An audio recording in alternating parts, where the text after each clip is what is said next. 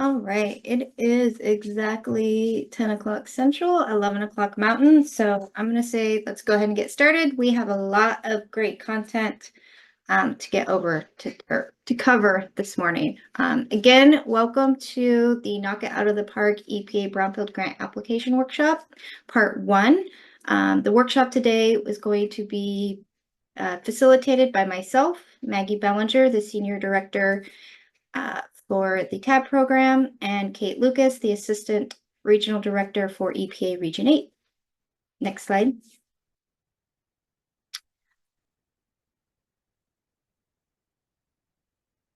Kate, can you go to the next slide, please? Yeah, sorry. Okay. Maybe. Okay, here is an overview of what we will be covering today. We'll start with a general overview of all the grants that are going to be offered this year.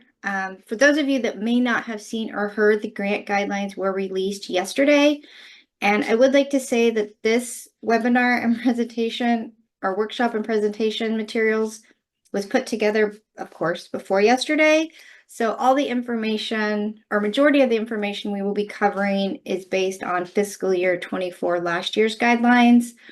So just keep that in mind as we're going through. And then at the end, we do have some resources and some information to help kind of tie it into the current grant competition. And then we will follow the overview with some just tips for how to get started on an application. And then we will do a presentation, walk through the grant, each section by section. Here's some tips. We also have a guest speaker with us today, Wade Broadhead with the City of Pueblo, who's going to chime in and talk about how he addressed the criteria in certain sections for their successful multi-purpose grant. And then we're going to move into a group exercise and then have breakouts from that group exercise. If everyone could take a few seconds to type in your name in the chat, maybe your organization and the type of grant that you are maybe looking to apply for this year, that would be great. Thanks. Next slide. And then just a few housekeeping items before we really get started. If for some reason you experience any technical difficulties with your connection and you're trying to get logged back in and you can't, please feel free to call 785-200-7005 and Sherry will try to help get you reconnected. You can also send an email to chsr@ksu.edu. For some reason you can't get reconnected or you have to jump off early, this presentation is being recorded and will be available on the website. And the link has been posted in the chat box, so you'll be able to reference back to today's event at your convenience. We are using Zoom. A lot of people are familiar with Zoom these days, but just a few reminders. Everybody is started off with their videos turned off and muted. So if you, it just helps with bandwidth and to keep things focused on the presentations. If you would like to rename yourself, it looks like nobody needs to do that. So I'll just skip over that. And then if you have any questions throughout the presentation, please go ahead and drop it in the chat to everyone, and we will make sure we get those questions addressed throughout the presentation. All right. At the end of today's session, we will be providing an opportunity to hear from you all to let us know how we did today. Our evaluations are anonymous, and we really appreciate you taking a few minutes just to let us know how we did, what we did well, maybe what we could improve on, and anything you want to tell us. We really take this feedback seriously. It helps us inform future programming, as well as helps us to continue to get funded under the TAB program, because we share all of our feedback with EPA when it's time for us to write our grants for technical assistance. Next slide. So for those that may not be familiar with TAB, or TAB stands for Technical Assistance to Brownfields Communities. We are a nationally funded program by the US EPA Brownfields program. There are currently, well, I think there's still 6 TAB providers to provide this level of service all across the US. And here at Kansas State University, we are based in Manhattan, Kansas, but we provide we're the tab provider for EPA regions 5, 6, 7, and 8. So all those states there in purple on the map. And the technical assistance is for communities and tribes that are really just trying to revitalize, redevelop communities through brownfields redevelopment. Since we are funded by EPA, all of the services that we provide to communities and tribes is completely free at no cost. Next slide. Here's just kind of a list of tab services that we provide. It is not a comprehensive list. We are definitely open. Our main goals are just to help communities and tribes build capacity to do community revitalization or economic redevelopment through outreach and education, such as the workshop we're putting on this week and next week, and then providing that one-on-one tailored community or site-specific assistance. Next slide. And with that, I'm going to pass it off to my colleague, Kate. Thanks, Maggie. So I'm Kate Lucas. I am the Assistant Regional Director for EPA Region 8. I will caveat at the beginning of this presentation, we are geared a little bit more towards Region 8 communities. So that's Colorado, Montana, Wyoming, Utah, North and South Dakota. Our examples today are going to be focused within Region 8. That being said, all of this information is broadly applicable to any of the states, and there may be a few examples that are not going to be relevant to you, but overall, this is going to be, I think, a very helpful webinar regardless of where you're located. Okay, so we're starting out with an overview of the various types of EPA Brownfield grants. These are called the MARC grants if it's a multi-purpose year, or the ARC grants if it's a revolving loan fund year. So that is why we titled this webinar, Knock It Out of the pARC. So ARC stands for Assessment Revolving Loan Fund and Cleanup. Before we get into those, we'll do a brief overview of brownfields. The legal definition of brownfields is in the Small Business Liability Relief and Brownfields Revitalization Act, otherwise known as the Brownfields Law. And that defines brownfields as real property, the expansion, redevelopment, or reuse of which may be complicated by the presence or potential presence of a hazardous substance, pollutant, or contaminant. And what's important to note here is that the potential presence of a contaminant is sufficient to qualify a property for brownfields and allow it to access brownfields funding. So you can assess these sites that are maybe challenging to redevelop, have been sitting vacant for a long time. You think there might be contamination present, but you're not sure. An EPA Brownfield grant can help you figure that out, and if there is contamination, figure out how to address it. So in plainer language, a brownfield is a redevelopment project that is often impeded by environmental concerns, as I just described. Typically, they feature low to moderate levels of contamination and can be any size, from a very small parcel to a very large parcel.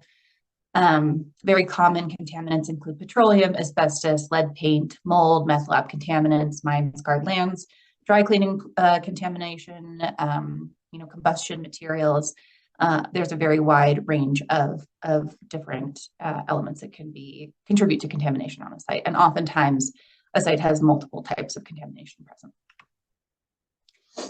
So you're all here today, you know the value of redeveloping brownfields, but the EPA has published several studies about how brownfields can help communities implement their climate change resiliency and smart growth goals.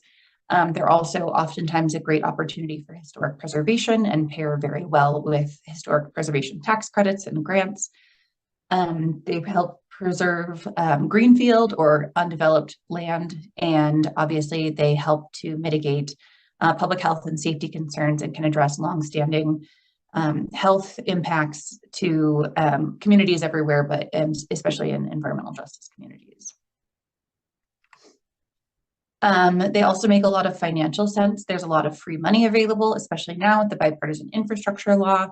Brownfields redevelopment can use existing infrastructure and doesn't require the extension of infrastructure to, again, previously undeveloped land. A lot of times they're located in desirable locations and can be a great opportunity for growing the economy. They're also a great opportunity for community involvement. A lot of times these are sites that the community is aware of and has wondered about for a long time.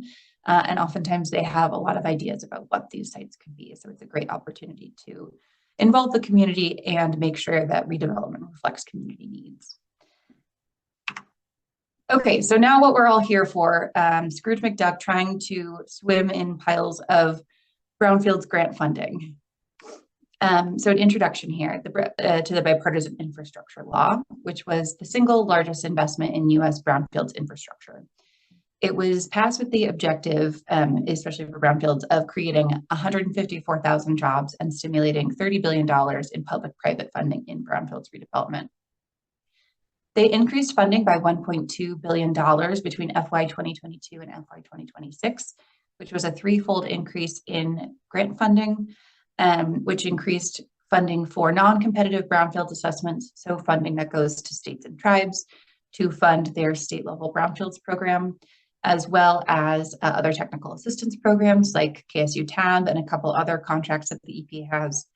And then also increased funding available via Brownfield grants for assessment, cleanup, revolving loan, and multipurpose grants. And it also importantly removed the match requirements for multipurpose and cleanup grants.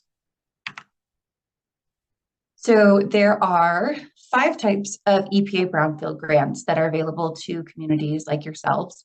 The first, and I would say the most popular, is the assessment grant. There's 3 different types of assessment grants that we'll get to here in a minute. Those are offered annually every year in September. As Maggie mentioned earlier, they actually released the guidelines for this year's grants yesterday, and that application closes on November 14th. So it's a nice long window. If any of you applied last year, you know they opened it at the end of September and closed it around the same time. So this year there's about 3 extra weeks, which is really great. The second type of grant are cleanup grants. Those are offered annually in September as well. There are 3 different levels of funding for cleanup grants that I'll describe here in a minute. They also offer multi-purpose grants that allow you to perform both assessment and cleanup activities. Those are typically offered every other year in September. They were offered last year. They will probably be offered again next year. But this year they are offering Revolving Loan Fund grants. So they swap off between the multipurpose and Revolving Loan Fund grants. This year is the Revolving Loan Fund grant year. So it's offered this year. It will likely be offered in 2027 as well. The EPA also offers job training grants. We're not going to get into those really today because the application window has closed for this year. They're on a different cycle, and they are typically offered over the summer, so a few months before the other brownfield grants. And those allow you to get $500,000 to establish a job training program for brownfield-related employment opportunities. Okay, so just a little background information about eligibility for brownfield grants. There are certain restrictions on who can apply for and be awarded brownfield funds. In a nutshell, that is local governments and the various different agencies associated with local governments, like redevelopment authorities, school districts, regional councils. States can also apply. Tribes and Alaska Native regional and village corporations are eligible to apply, and then 501c3 nonprofit organizations. So in a nutshell, nonprofits with 501c3 status, states and tribes, and local governments, and the various agencies associated with local governments. As long as you have 501c3 status, that's a pretty good indicator that you will be eligible. I will note 501c4 entities, ones that conduct lobbying, are not eligible to receive EPA Brownfield grants. The EPA cannot answer questions on, how to structure your grant or how to approach the grant guidelines at this time, now that the guidelines are open, but they are always available to answer eligibility questions. So if you have questions about whether or not you as an entity or your site specifically are eligible for brownfield grants, just send us an email and we can direct you to the correct EPA Region 8 person who can give you an eligibility determination. Okay, so a few things to keep in mind as you think about a brownfield grant. You need to Make sure that your sites meet the Brownfields definition. The good news is that is fairly broad. As I mentioned, even the perception of contamination and the hindrance of redevelopment is sufficient to classify something as a brownfield in order to receive the funding.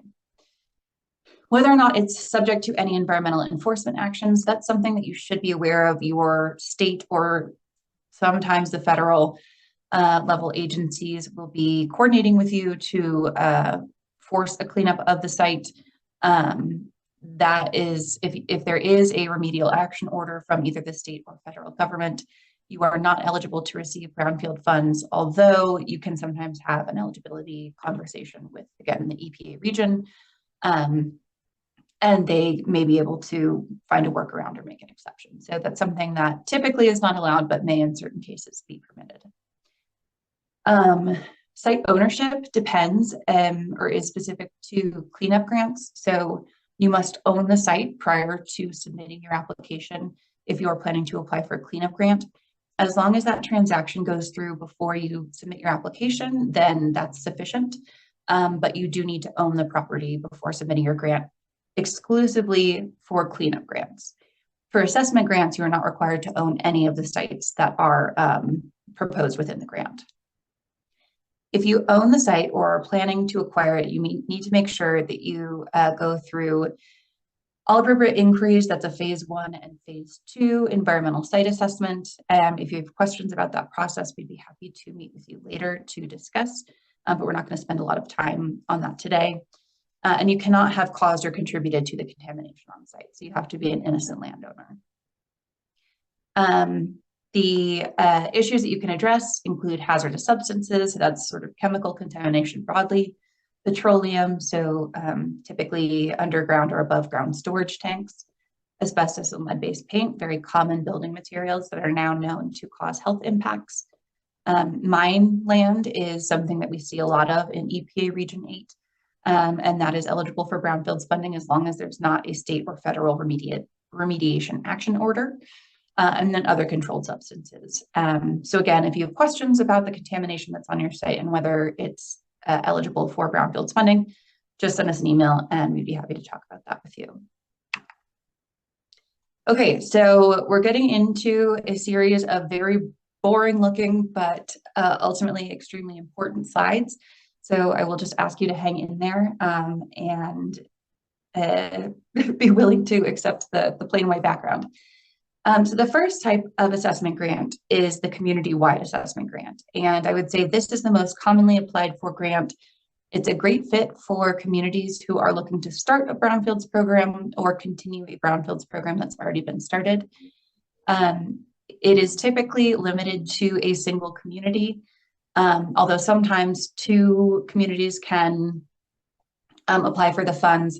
So for example, in the city of Denver applied for an assessment grant for the Federal Street corridor that extended into the city of Sheridan below. So technically that grant is awarded to the city of Denver. The city of Sheridan is also participating because they're along that Federal Street corridor. But typically it is just one community that's getting awarded these grant funds.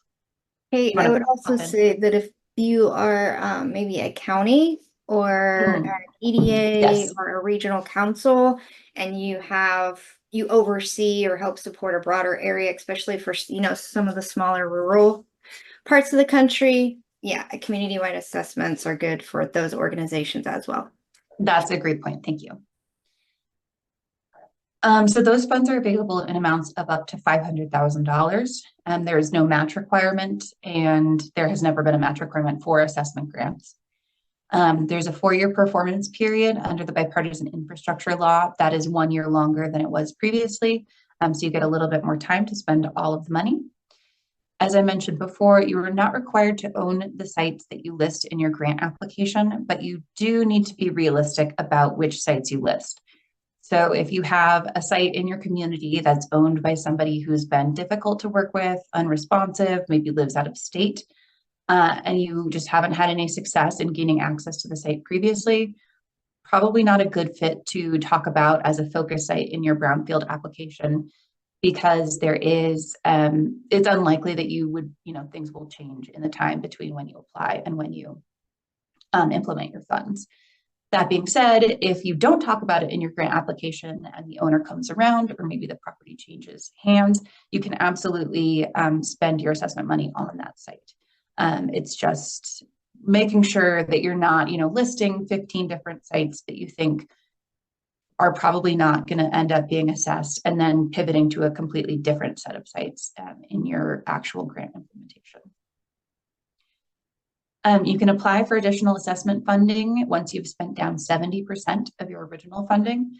So you can still have some funds available by the time you apply for a new grant, although I believe you cannot apply if you won a community-wide assessment grant as recently as 2022. So if you applied in 2021 or previously, you can still apply for funding this year. And currently, the EPA anticipates awarding 40 community-wide assessment grants to new grantees and 52 grants to existing or previous grantees. I will note you are not required to request the entire $500,000. You can request $200,000 or $300,000, however much you think is appropriate for your community. There's no weight or preference given to smaller or larger grant applications. Okay, so the next type of assessment grant are assessment coalition grants. And this is the best fit for 3 to 5 communities that are starting a brownfield program, or maybe continuing a brownfield program. You have to have a lead entity with 2 to 4 partners with less capacity. You must include at least 1 non-lead member that has never been awarded a brownfield grant. And your lead entity must be a state, county, Indian tribe, regional council, or general purpose of local government. And basically what they're trying to ensure here is that a local government is not the lead entity over a county or a tribe or a regional council of governments. So they want to have that higher level of government organization leading sort of the sub-governments, if that makes sense. Typically, it's an organization that has more capacity, so a regional council or a county, and then the partner members can be things like the local governments or community-based organizations or local nonprofits that don't necessarily have the capacity to manage a grant but want to receive brownfields funding. Because these grants are for typically a larger geographic area and more entities, you can get up to $1.2 million for this grant. Again, there's no match. You still have a 4-year performance period. And like the community-wide assessment grants, you can apply for additional funding once you have spent 70% of your original funding. And the EPA currently anticipates awarding 29 of these grants this year. That being said, the estimated numbers of grants that they're planning to award is very dependent on the number of applications that they get for each type of grant, and the the quality of the grants and just how much money people are asking for. I will say, typically, coalition grants are less competitive than community-wide assessment grants. So if you're wondering which one might be a better fit for your community, that's something to factor into your decision-making. Okay. The third type of community-wide assessment grant is the community-wide assessment grant for states and tribes. We call those CWAG street grants as a little shorthand because it's a little bit of a mouthful. These are only available to states, tribes, and eligible Native corporations in Alaska in amounts of up to $2 million with a 5-year performance period. So again, with this larger amounts of money, they get a little bit more time to spend it down. If you currently have one of these grants, you may apply for additional funding. You only have to have spent 60% of your original funding. This is something they changed from last year, so they're kind of lowering the bar for how much you have to have spent in order to apply for additional funding. And the EPA is currently anticipating awarding 18 of these grants. Okay, so some eligible activities for assessment grants. You must spend at least 50% of your grant funding on environmental investigations at brownfield sites or potential brownfield sites in order to support redevelopment. So that involves things like phase 1 and phase 2 environmental site assessments. You can also fund hazmat surveys or other environmental sampling. So things like hazardous building materials and lead-based paint, asbestos, you can do those sampling studies as part of your environmental investigations. You can also conduct cleanup and reuse planning to align brownfield development goals with your community vision. So once you've got your phase 1 and phase 2 environmental site assessments done, you can prepare things like the analysis of brownfields cleanup alternatives, or an ABCA, which is required to apply for a cleanup grant. You can also conduct site-specific plans and general kind of area-wide plans as well. You can do market studies and infrastructure evaluations. This is a very flexible pot of funding, and there's a lot of different things that you can do with Brownfields grant funding once you've spent 50% on the assessments. You can spend up to 30% of your grant funding on these planning activities. You can also do things like creating an inventory of priority brownfield sites in your community. You'll hear a little bit later, the city of Pueblo had a community-wide assessment grant, and they created a brownfields inventory and then used that inventory to inform a second grant application for a multi-purpose grant. So this is a great deliverable to focus on in your first assessment grants so that you can leverage that in future grant applications. So you can kind of prove that you have a backlog of projects that you're working through. Okay, cleanup grants are typically more focused in scope. There's a much more defined set of activities that are permissible under cleanup grants. They're typically limited to one site or 2 to 3 smaller sites. Typically, we see these done just for one site, and it says one large site here. It doesn't have to be large; it can be a small site. But you typically, depending on the levels of contamination, you can typically only spend it on one site. However, you may, if you get a larger grant, you could maybe apply for 2 or 3 smaller sites that could be completed within, one of the grant funding limits. You do have to have the site fully characterized before applying, so you know the location, extent, and type of contamination that is present on site. And that's basically just to ensure that you are not going to propose a cleanup cost in your brownfield grant application and then say, you know what, we thought it was going to cost $2 million, but we didn't actually fully characterize the site. And now we think it's going to cost $4 million. And so you've got a cleanup that's maybe halfway complete, and EPA funds can't cover the rest of it. So it's sort of sitting in limbo, and that's what they're trying to avoid here. So you need to have your site fully characterized before you apply, and that has to be backed up with a letter from the state confirming your eligibility, stating that they think the site has been fully characterized, that the location, extent, and type of contamination has been fully determined, and confirming that the property is either eligible to enroll in the state voluntary cleanup program or is already enrolled in the voluntary cleanup program. There are a couple states, I think North or South Dakota in Region 8, that do not have a state voluntary cleanup program. If your state does not have one, they just need to say that in their letter, but they do still need to confirm that the site has been adequately characterized. Before you apply, you have to own the site. So this is what I mentioned earlier. Again, that purchase, as long as it goes through a day or 2 before you submit your grant application, that's acceptable. But you must own it before you apply, and you must be an eligible entity. So one of the, local governments, nonprofits, government agencies that we talked about before, and you also have to have completed your phase 1 and phase 2 environmental site assessments to provide those innocent landowner protections. This year, they're offering 3 levels of funding. The match has been removed for all of these. Before the bipartisan infrastructure law, there was a requirement for the community to provide a 20% match.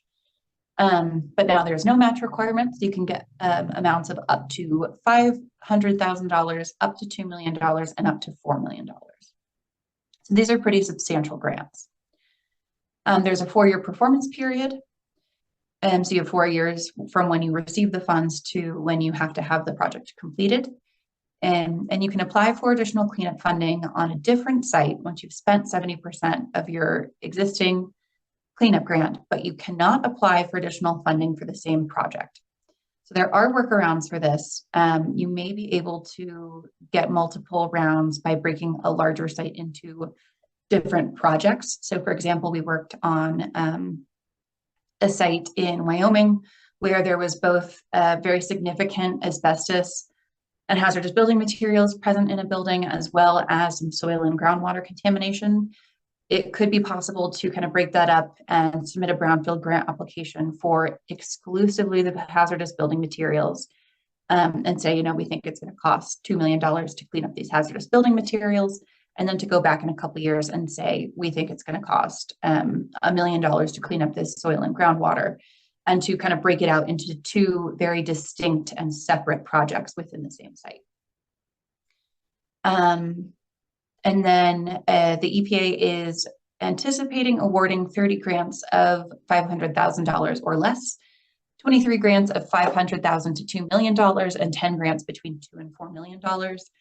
Again, like the assessments, you do not have to request the entire amount of funding. If you have one asbestos remediation project that you think is going to cost $400,000, you can just apply for $400,000 and get the amount of funding that you need. Okay, so some eligible activities under cleanup grants. You can prepare detailed cleanup plans. As I mentioned, you have to have the site fully characterized and ready to move forward with cleanup. But once you get your grant funding, you can actually create these more detailed cleanup plans. You can also conduct, obviously, the remedial activities, so things like soil excavation or tank removal, asbestos removal. All of these are eligible activities under the cleanup grants. You can also construct engineering controls and monitoring equipment, so anything that's needed for long-term operations and monitoring, or O&M.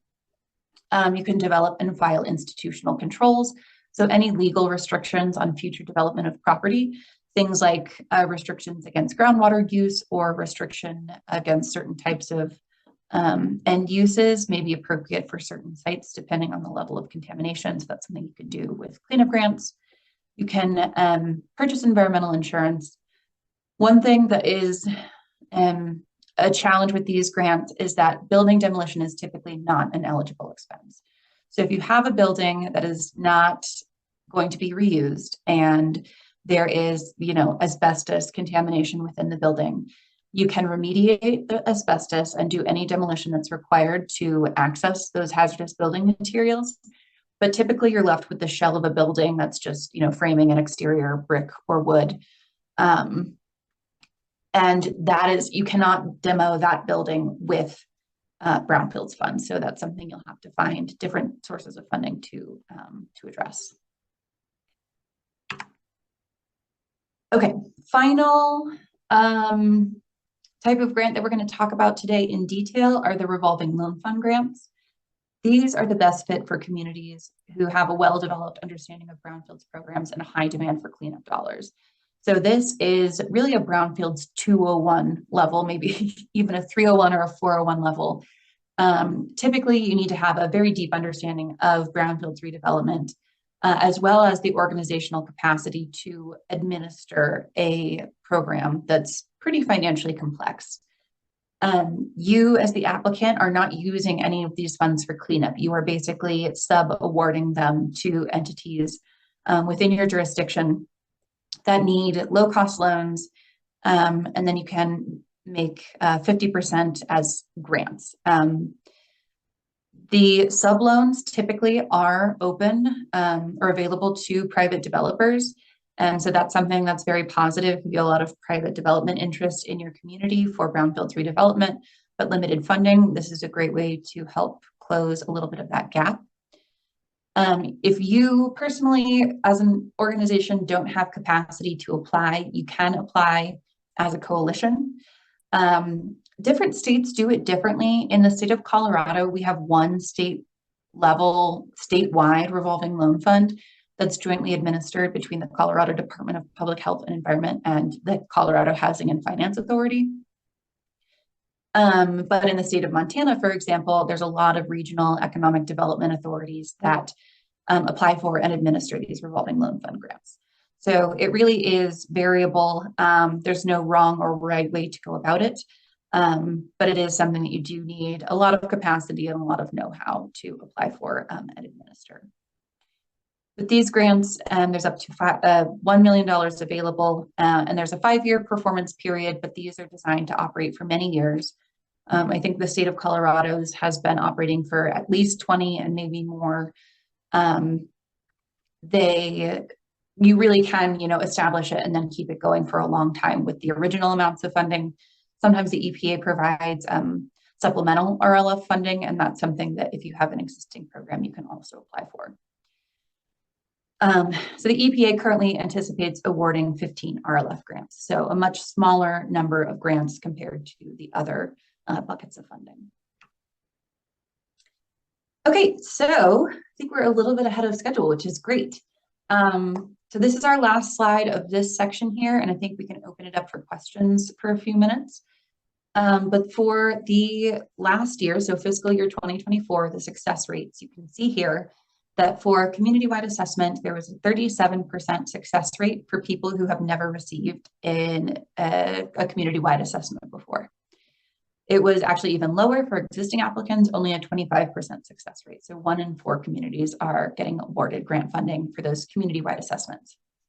However, if you're applying for a coalition grant, assessment grant, you can see that was a 62% success rate. And those do require a little bit more work upfront in terms of developing memorandums of understanding between your different agencies, the coalition members, and it just is a little bit more legwork ahead of time, but it's higher grant funds and a higher success rate. So that's a really great positive thing about the assessment or the coalition assessment grants. With cleanup, those grants had an 88% success rate for those under $500,000, 83% for those between $500 and $2 million, and then an 86% success rate for cleanup grants between $2 and $5 million. So you can see very high success rates for the cleanup grants. It's never guaranteed, but this is something that you could probably look at as a general go-by as to the likelihood of success of your grant application. So before we move to our next section, and we kind of start getting into the nitty-gritty of how to begin drafting your grant application, I think we can spend the next 5 or so minutes on questions if there are any. And while we're waiting for some questions to come in, I pulled up the summary of changes between last year and this year, and a couple things to know on the community-wide assessment grants is that entities, and I know there's a couple of state organizations on here. So for states or tribes that were awarded one of the CWAG Street grants in fiscal year 22, 23, or 24, are not eligible to apply for like a separate community-wide assessment grant. You are still eligible for the CWAGs, but you're not eligible for just the standard community-wide assessment grants. Also, with regards to the community-wide assessment grants and the other factors and considerations, the EPA's headquarters selection official intends to select a minimum of 3 quality applications per region. So what that means is that if, I guess all things are equal and people score the same, and on the community-wide assessment grants are, within a certain range, that depending on where you're located in a particular region, your grant may or may not be funded. And so to me, that also says that the community-wide assessment grants might be a little bit more competitive this year than they have in past years, just based on that. So, and we do have one question, Kate. Yes, I see that. With cleanup, is there a set size considered for large versus small projects? And the answer is no. There is no differentiation between large and small projects. It's really up to, so there's no physical size of the property. It's really based on the cost of cleanup. So you can have a very small site that has a very expensive cleanup. You can have a large site that has a very low cleanup cost. I think that slide was a little bit misleading. There's no threshold for the size of your site. You really can just apply for however much funding you need to clean it up. Yeah. One thing that I would like to add on to that, or will add on to that, is, for this year, since it's still under the bill funding, I don't know that it's maybe as big of a concern if you do have a larger site, or you have maybe multiple parcels that make up an entire site or site address. But going forward, when it goes back down to maybe smaller amounts of funding, I have seen for maybe larger scale sites, because the limitation for cleanup grants are federal cleanup dollars can only be applied for once at a site. If you have state resources or other things, great. But from a federal EPA Brownfields perspective, you can only expend cleanup dollars on a site once. And so when there's not as much funding available, what I have seen for some of those larger sites is applicants or folks will actually separate them out into separate parcels, even maybe separate site addresses, so they can then apply for additional funding in subsequent years just to address the entire site. Like I said, this year, probably not a big deal because we're still at those higher levels, but that's just something to keep in mind going forward, whether you apply this year or if you think about applying in the future. That's a way to kind of get around that. Question, is the 3 recipients per region for CWAG Street or just the regular? It is just for the regular community-wide assessment grant. Okay. Okay, thank you, Maggie. Okay, I think we can go ahead and get started with the next section. I do want to mention, looked through the chat and noticed a few people here are interested in the community change grants. So those are technically not Brownfield grants. We're not going to be talking about those today. Brownfield grants and community change grants can pair together very well, but those are administered by a different sort of sub-branch of the EPA. There are resources available, and if you have questions about those grants, just send us an email and we can point you in the right direction. Okay. Well, let's dive in. And before we get, oh wait, this is you, Kate. Yep, unless you want to take it. Never mind. Okay. Okay, so first things first, do you actually need an EPA grant? So the first is asking questions about the scope of your brownfield problem. If you are thinking about, you maybe have a problem site in your community and it's really just the one site that you are trying to get addressed, and you're not sure if you want to apply for an entire grant for that, there are alternative options for you. Typically, you can get a targeted brownfield assessment, so a phase 1 or phase 2 from your state government. I think those are offered in most of the EPA Region 8 states, as well as states outside of Region 8. You can also oftentimes get things like tax credits or grants, or other incentives, revolving loan fund money available through your state or more local government. That if you think that's going to be a good fit for your single brownfield site or maybe a couple kind of smaller sites, that's something that you can definitely look into before committing to the effort of applying for and administering an EPA Brownfield grant. If your sites are scattered throughout your community, if it's a smaller community, that's not typically an issue. But if it's a larger community, they do look for target areas. So looking at more concentrated areas of brownfield sites that could be addressed and sort of contribute to a more area-wide revitalization. And then think about the type of work that's needed. Is that planning or assessment or cleanup? Or is there maybe something else that you need that you're not sure about? One of the things to note here, if you don't know where to start with your brownfield program, you can talk to us at KSU Tab. We can help you develop an inventory of brownfield sites. We can also help with things like planning, doing area-wide plans and market studies and helping you come up with a plan for revitalization. And all of that can be done outside of the EPA Brownfields grant kind of area. So there's other alternatives if you're just feeling a little intimidated or overwhelmed by the scope of Brownfield grants. So again, more questions to ask. What type of grant is appropriate? Does the timing work? One thing to note here is that this application window closes on November 14th. Typically, you are not notified whether or not you have won until May of the following year. So it's a solid 6 months between submitting your application and being notified that you've been selected as a recipient. Once you've been selected as a recipient, you then need to go through a contracting period with the EPA, and you have to develop a work plan where you basically say, this is what we talked about in our grant application, here's what we're going to do. And then you typically don't get funds until about October of the year after you apply. So if you apply in November of this year, you typically will not receive funds until October-ish of next year. Once you receive your funds, you typically then need to develop an RFP for a consultant who will perform the work. And that can usually take a couple months as well. So you're not typically starting work on your Brownfield project until I would say a year to 14, 15, 16 months after you apply.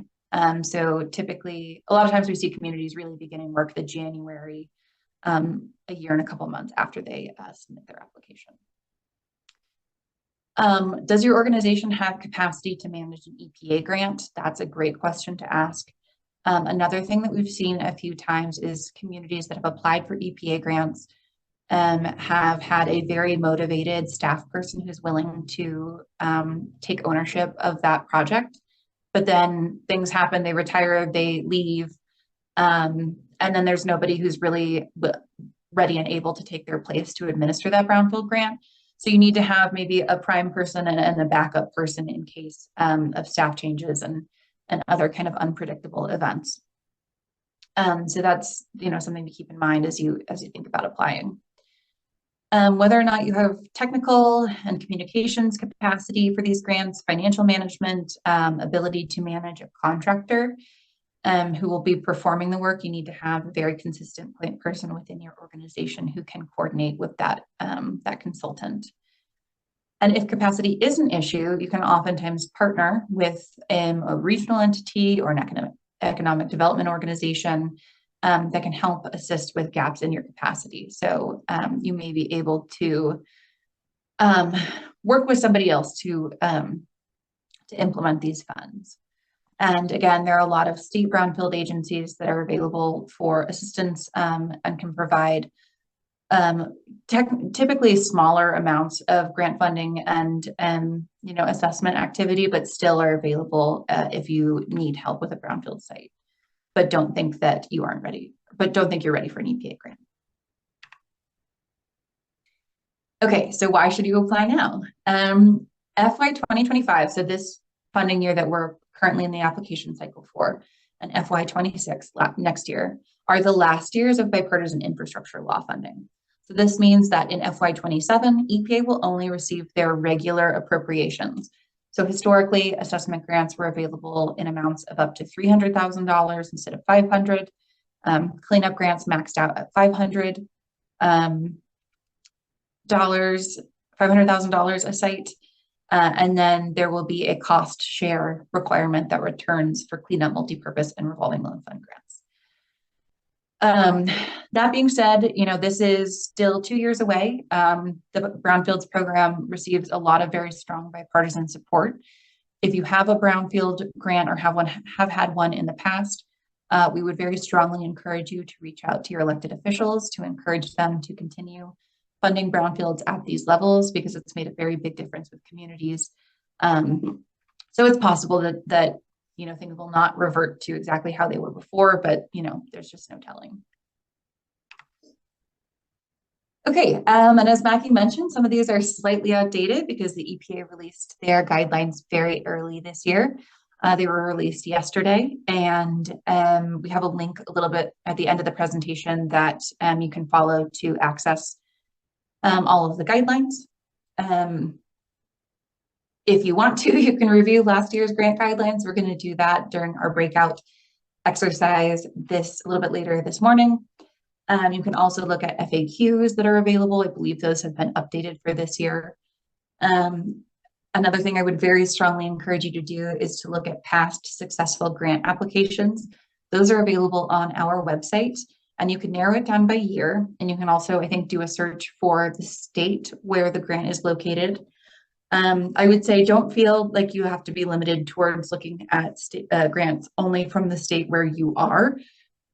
I would look for grants that have from communities that are of a similar size and have similar issues to what you're facing in your community. And if you're located in Wyoming, there could be a community in West Virginia that's facing very similar issues. So would encourage you to kind of look all over the country and see, just try to find one that's the most similar to yours and try to learn from their some best practices from what they've written there. The grant guidelines do change a little bit year to year. There may be language, and obviously you should not be plagiarizing anything, but taking inspiration from how they've structured their grant and how they've applied or how they've responded to the guidelines can be very helpful. We also have a tool called Tab EZ that I'll talk about in a little bit that provides a very helpful breakdown of the grant guidelines, and as well as some helpful hints that will help you hopefully make your application process a little bit easier. Okay, this is one I cannot emphasize enough. You need to check in with grants.gov early. I would encourage you to do it now to make sure that you have an account and that your password is current and that you're able to submit a grant. In larger organizations, you may have a specific person who is, this is kind of their job. They will hopefully have all of this information, but it's important that you collect all that information and have it in one place so you can fill out the narrative portion of your grant application. If you need help with this, there are a number of different EPA webinars that will help you go through this process. My understanding is that grants.gov has some pretty good technical assistance if you need it. But they oftentimes take grants.gov down for like a couple days at a time. And so if they have one of those the outages scheduled for shortly before the grant application window closes, I would encourage you just reach out to them if you're not sure as early as possible to get your ducks in a row here. You need to confirm your UEI and registration with the System for Award Management, or SAM. If you have any existing grants, you typically will have a SAM account, but you do need to make sure that it's active and make sure that your authorized organization representative is current and updated. They have to be the person who submits the application package. And oftentimes that is somebody, depending on how often you apply for grants, that person who was previously listed may no longer be employed there. Their contact information may have changed. And that's one of those things that you don't want to be scrambling at the last second to update so that you can submit your grant. So I would encourage you again to log into grants.gov as soon as you get off this webinar and make sure that you're good to go. Okay, so that's some of the technical kind of housekeeping stuff. As we get started into more of the grant guidelines, one of the most important things you can do is to start with a great project rather than a great grant. And if you have questions about whether you're eligible to apply, you can reach out to EPA Region 8 or your applicable EPA region. You can just let us know if you have questions about that. They cannot assist with grant strategy and identification of target areas, but they can answer eligibility questions, and KSU tab can help you out with the grant strategy and target areas identification. You can review the guidelines and start thinking about things. The good news with a longer application window is that you have an opportunity to do a little bit more brainstorming. Read the guidelines through a few times, get really familiar with them, maybe come up with an outline and think about how you're going to be responding to all of the different prompts, start collecting data, and then start fleshing it out a little bit later on as you're more familiar with the grant guidelines and you've collected all the data you need to support your argument. Okay, so we're going to dive into this a little bit more later on today, but all the grants do require you to identify a target area. You have a geographic boundary, which is typically the municipal boundary of your county or town or city where you're going to be doing work. And then you have your target area, which for smaller communities, rural communities, is sometimes just the entire city and surrounding areas. If it's a larger town or you're focused more on a specific corridor where there's a lot of brownfield sites, think about where your brownfield sites are located, and that can help you narrow down your target area. You can also start doing things like identifying the census tracts where these brownfields are located, and making sure that you're collecting data based on the correct boundaries. And also looking at things like that may be impacted by brownfield sites. So ecologically or environmentally sensitive areas like waterways and wetlands, but this also includes things like schools and churches and assisted living facilities where there's more sensitive receptors typically reside or spend a lot of time.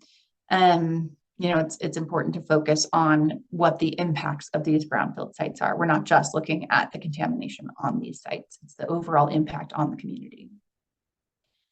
And we will, in next week's webinar, dive very deeply into how to identify data to support your grant application. So these EJ indexes, socioeconomic indicators, the climate and environmental justice screening tool, diving into census data, your local health department data.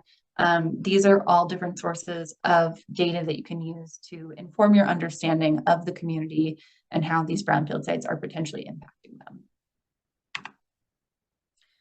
A great thing to start now, very early on in the grant application window, if you have not already, is to start working with the community. So holding community engagement meetings and identifying partnerships with community groups that are active in areas that are being impacted by brownfield sites or are just interested in redevelopment. The EPA in your grant application does ask you to list your partners. There is no minimum number of partners for you to list. They really want you to have quality partnerships over quantity. It is better to list 2 or 3 really important involved partners than to list 15 different organizations that are operating in your community, but you don't really talk to and aren't really that interested in brownfields.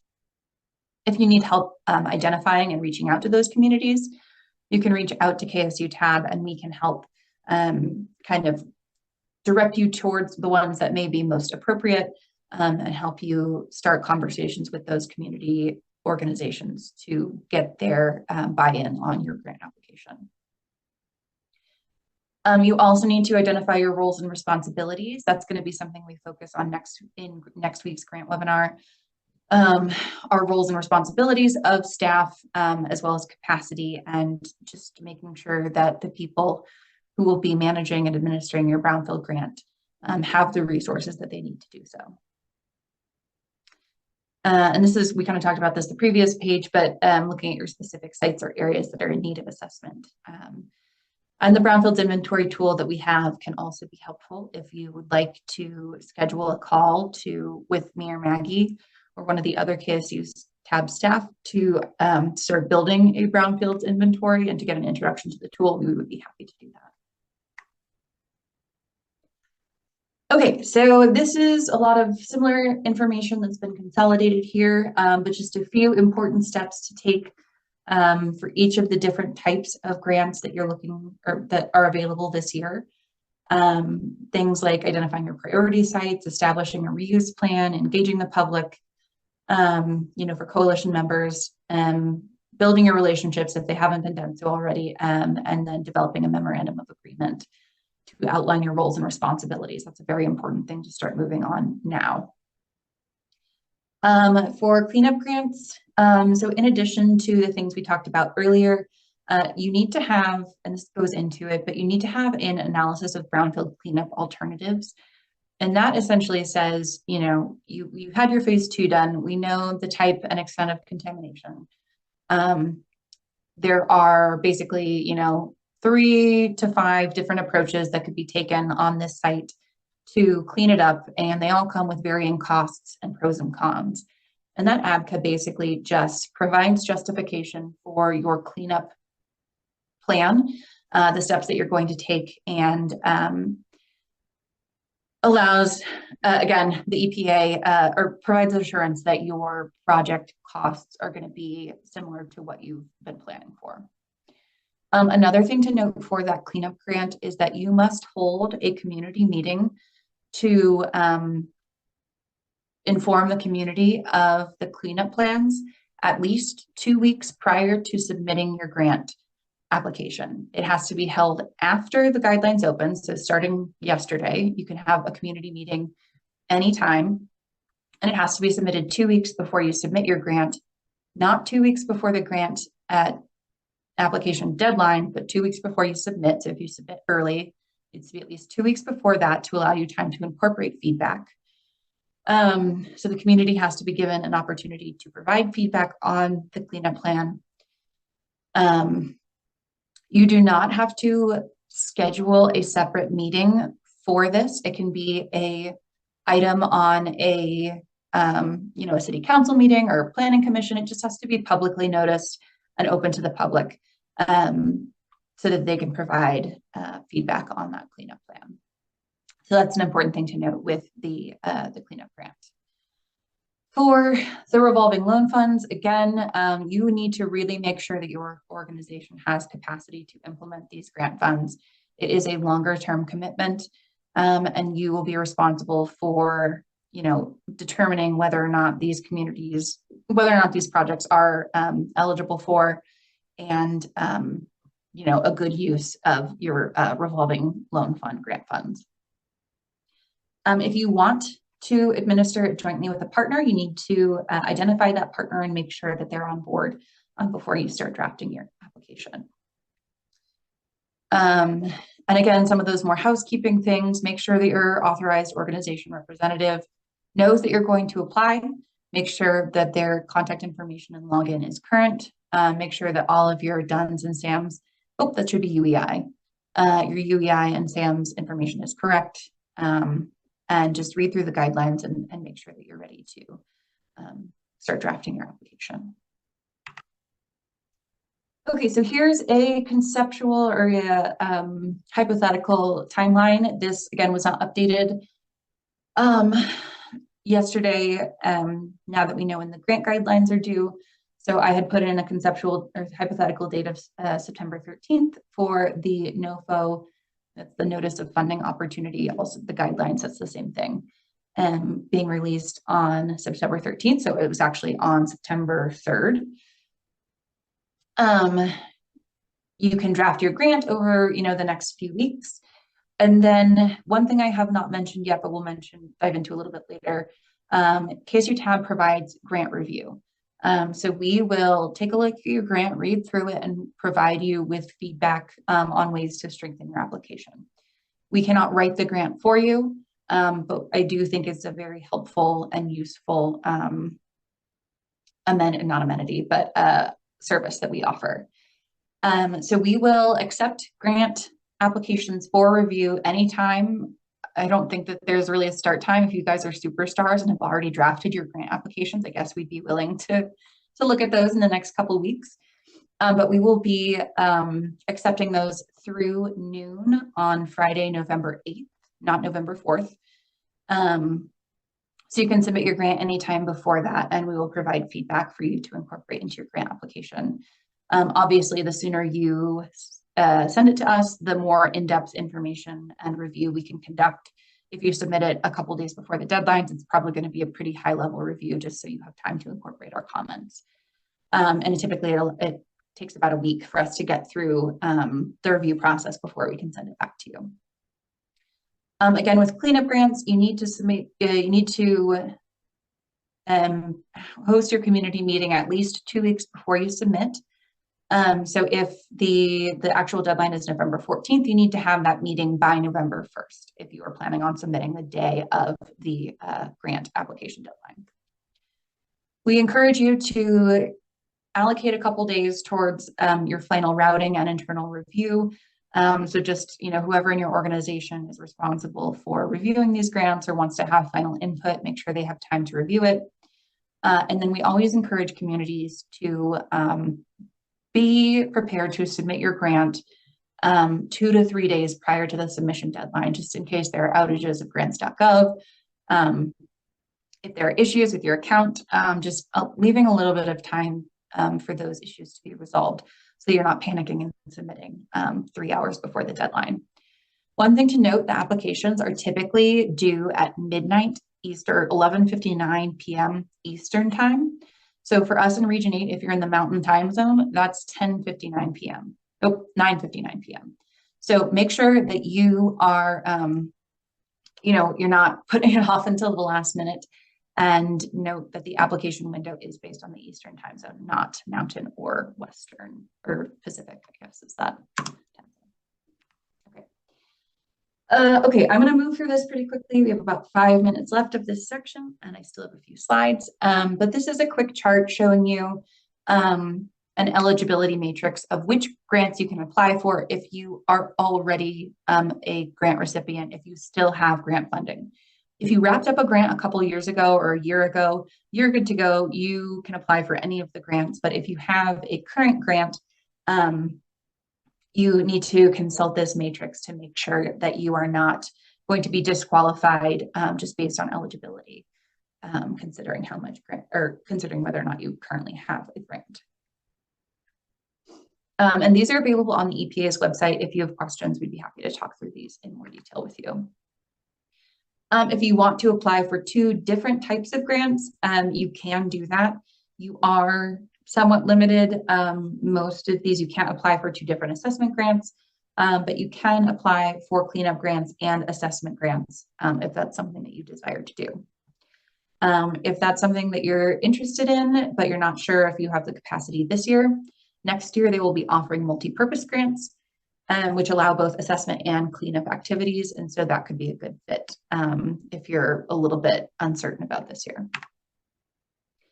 Okay, a few resources for data. Again, we'll dive into these in extreme depth next week. So I won't cover these. You can follow these links. These are great places to get information. This slideshow is going to be, or it is posted on the KSU Tab website. There's a few things that I updated yesterday that are not on that PowerPoint, but most of this information should still be the same. Okay, KSU Tab, we provide the Brownfields inventory tool. I mentioned this in passing, but this will help you develop a mapped inventory of brownfield sites that can just help strengthen and inform your grant application, especially for assessment grants. Or RLF grants. I think this could be a good fit for kind of proving the need in your community. This is proprietary data, can only be accessed by you or anyone you give your login to. It's not visible to me at KSU Tab. It's not visible to community members unless you choose to share it with them. It's a great platform for organizing and maintaining all of your documents associated with your brownfield sites. You can upload things like photos and documents. So if you have a site that a phase 1 or phase 2 has been completed on, you can upload that so it's all in one place. You can create maps, and there's actually, I think, a mobile app that's currently operational, and you can access that offline. Save it in your mobile app, and then when you're back in data range, you can that'll sync with the online version. And again, it can be a little bit overwhelming if you've never used it before, but it's pretty straightforward once somebody's explained it to you. So if you're interested in BIT and you're not sure where to start, we'd be happy to schedule a one-on-one with you to walk you through the tool. And just a few kind of example images of what this tool can be used for. So we also have Tab Easy. This is a Brownfield grant writing tool.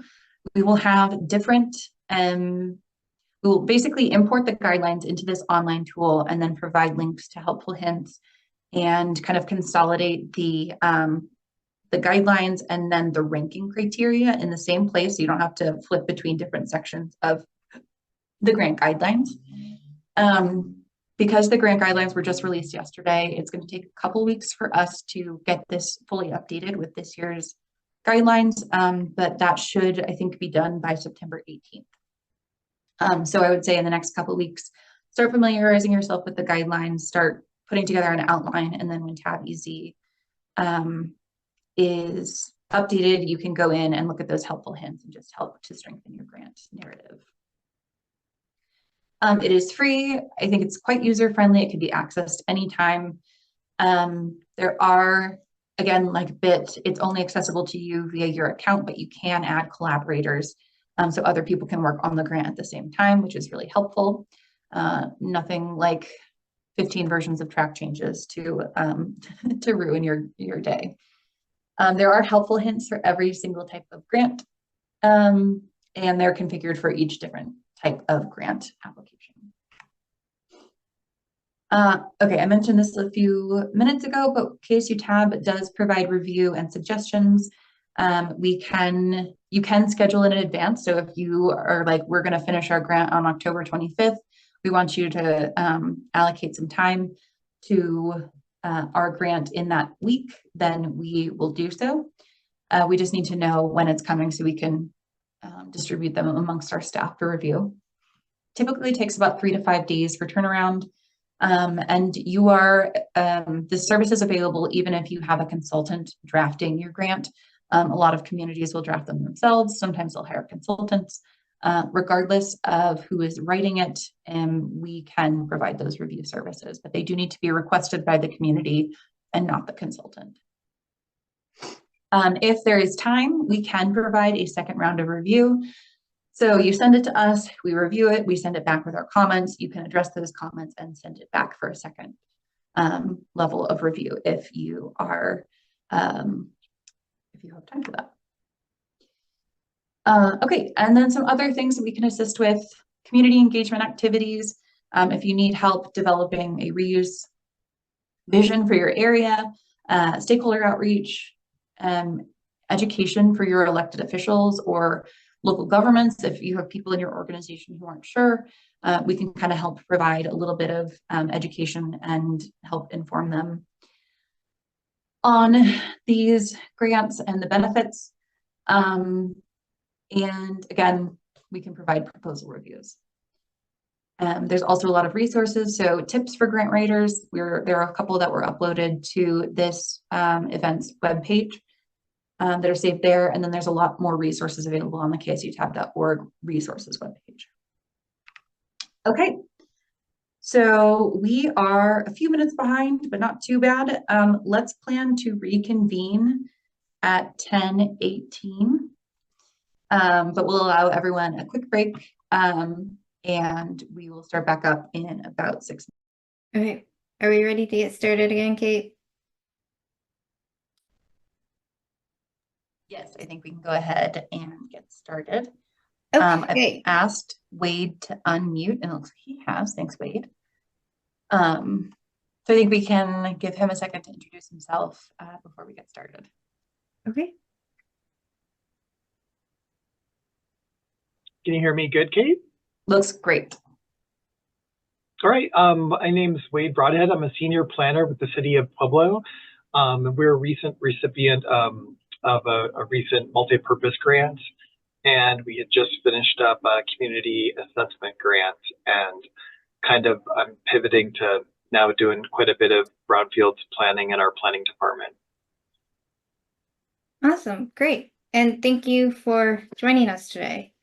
So the next session will be kind of a detailed walkthrough of the sections. I'm going to give kind of an overview, some tips, some food for thought, and then Wade will come in and share his experience and how they address that criteria with their grant. Mm-hmm.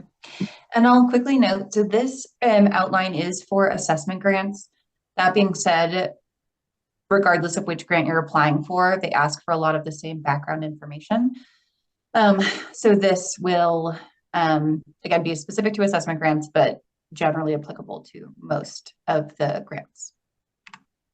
Thanks. So section 1 asks for the project area description and plans for revitalization. And there are three subsections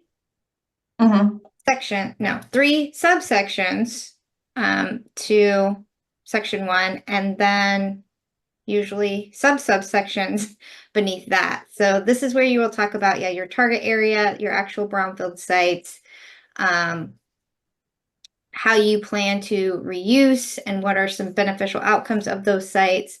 And then what is your strategy for other resources to meet your end goal is the overall idea behind this section. And you definitely want to make sure that you are addressing the criteria for each and every sub criteria. Right? So your target area and brownfield site. Brownfield sites. Kate touched on this a little bit earlier. A few years ago, they ended up adjusting the guidelines to have a geographic boundary as well as target areas. And so what your geographic boundary is a larger area for which all grant funds can be expended. So this is just, if you are a state applying for a CWAG grant, it would probably be the state. If you are a county or an EDA, it might be your geographic area is your coverage area. If you are a community, your geographic area might be the community itself, like the city limits. It could expand out just a little bit, just anywhere where you think you may spend grant dollars to address any challenges presented within, your community or area. And then you will talk about the target area. And the target area or areas, depending on what type of grant you're applying for, are very key specific areas located within that geographic boundary where you plan to focus a majority of your grant activities. This could be a neighborhood, it could be a corridor, it could be, a district, maybe it's a particular census tract, but where you will be expending 90% of your grant funds is your target area.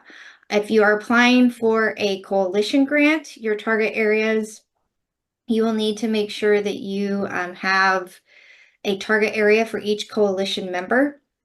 And on the CWAG street grants, if I recall correctly, you need to have 3 target areas across the entire state. Next slide.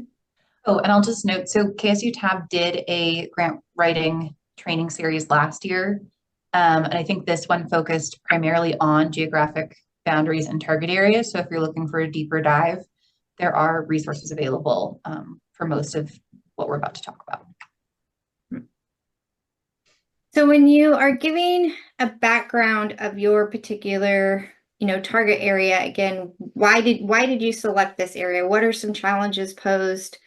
And how is the grant going to address those challenges with these brownfield sites? But the background really sets the stage for your narrative.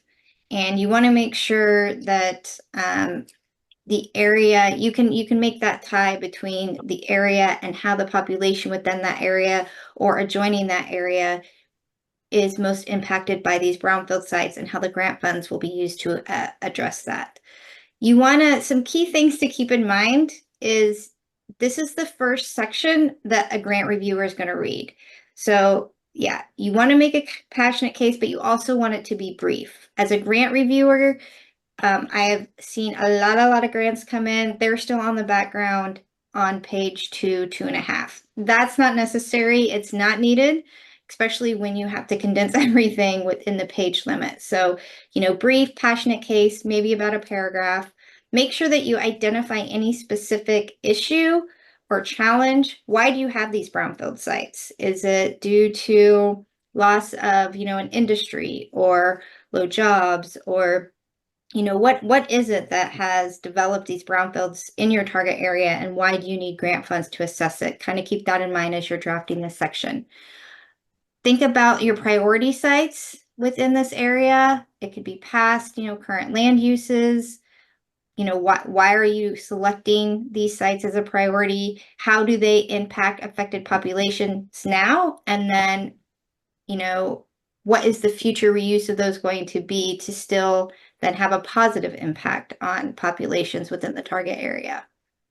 And make sure that you note how you will go about identifying additional sites if needed. Again, you have your geographic area defined, but they also want to see, do you have a plan in place? You have a set list of priority sites in your application, but how are you going to expand beyond that if everything gets addressed? Mm-hmm. Or in certain situations, like I mentioned earlier, property ownership can change, and it may be that the new property owner is less willing to work with you. The EPA is understanding of the fact that, oftentimes when you don't have control of these sites, situations can change, and that can be challenging. Maggie, do you want to talk briefly about the review process and what levels it goes through, just to explain? Oh, yeah. So your grant application will be reviewed. When it first comes in, it will be reviewed for threshold. Are you an eligible applicant? Like Kate mentioned. And yes, for assessment, well, that's actually the first step. Do you even pass threshold, no matter what type of grant you're applying for? And if it passes threshold, then it gets put into the bucket of grant reviews. And your grant is reviewed by 3 separate individuals. One of those individuals will be from the region which you reside. Another grant reviewer will be from someone else in the Brownfields program. They could be in your region. They could be outside of your region. Who knows? And then the third grant reviewer can be anybody in the federal government, or maybe even a different, federal agency. There's just a pool of grant reviewers. And so you may get somebody reviewing your application that knows your project, your area very, very well, but you can almost guarantee that at least one of those reviewers is going to know nothing. Nothing about your project, nothing about you, nothing about your past Brownfields experience. And really, when you're writing your grant application, that third reviewer is who you're writing it to. So that is why you want to be specific, you want to be clear, you want to be concise. We're all human, and so these reviews can sometimes be subjective, but just to keep that in mind as you're drafting. You are writing to that third unknown reviewer who knows nothing about, they might not even know anything about Brownfields. Mm-hmm. So that is kind of your target audience for drafting your grant narrative. Awesome. Thank you, Maggie. Mm-hmm. And here's just a key note that this project description often doesn't lose a lot of points, but again, this is where you really get to set the stage for your entire grant narrative and being able to pull that through. And so if it's poorly defined or just not clear, you could lose points later on down the road just because there's not that connectivity and reviewers get lost along the way. So this is an excerpt from the City of Pueblo's multi-purpose grant last year, and I added some bolding here that I think speaks to a lot of the things Maggie just discussed, but I'll let Wade weigh in with how they went about identifying their target area and some of the challenges that they discussed early on in their grant application. Or whatever else you want, Wade. Yeah, I mean, ours is kind of a perfect outgrowth of what we've been working on before. So we had just finished up a community assessment grant and identified some areas that kind of were too specific in our community assessment, realized we had a lot of successes with things just outside the little teeny area. So one of my recommendations, I think Kate and Maggie have mentioned, is, have a big enough area in case your little tight area doesn't work out, owners don't pay out. But we've had kind of areas of persistent poverty, which talked about there in the grant, in a certain couple of neighborhoods. And really, even though the city's put a lot of effort and work into those neighborhoods, they've kind of started to get worse in just the last, 10 years. So those kind of just jumped out. And we talked about some of the tools that you'll use to get the data. Those just, really kind of rose to the top. But we just, as city planners who, we're a big enough city to have a lot of challenges, and small enough city that our staff gets to kind of interact with everything everywhere. We kind of knew some of the areas that were really facing some struggles. And then I'll talk about more too. Just the Brownfields program is so much more than just looking at contamination. So we're really starting to understand that it provides funding for community-based efforts that really no other department does. Save maybe like DOLA has some funding, but just like unprecedented funding to actually go out, interact with neighborhoods, and then actually do something with those. So our target area was just, we realized the areas, probably highest poverty areas, but those are also settled because they were near slaughterhouses, smelters.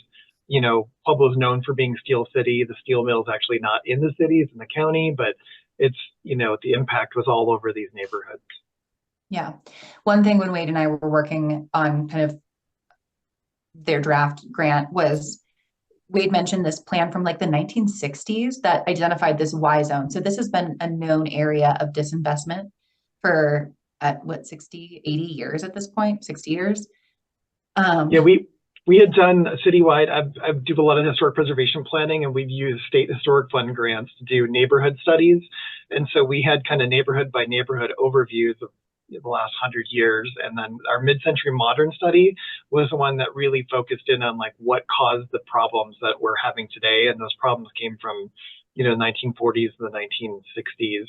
And yeah, we found early grants actually to the federal government from the 1960s talking about this Y zone that makes this, you can see it on the map, and those are the poorest areas in Pueblo that have kind of remained despite the work that we put in some of the poorest neighborhoods in Colorado.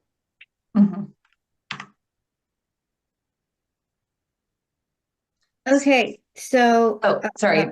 This is again excerpted from the Pueblo grant. So you can see what's bolded on this first page here.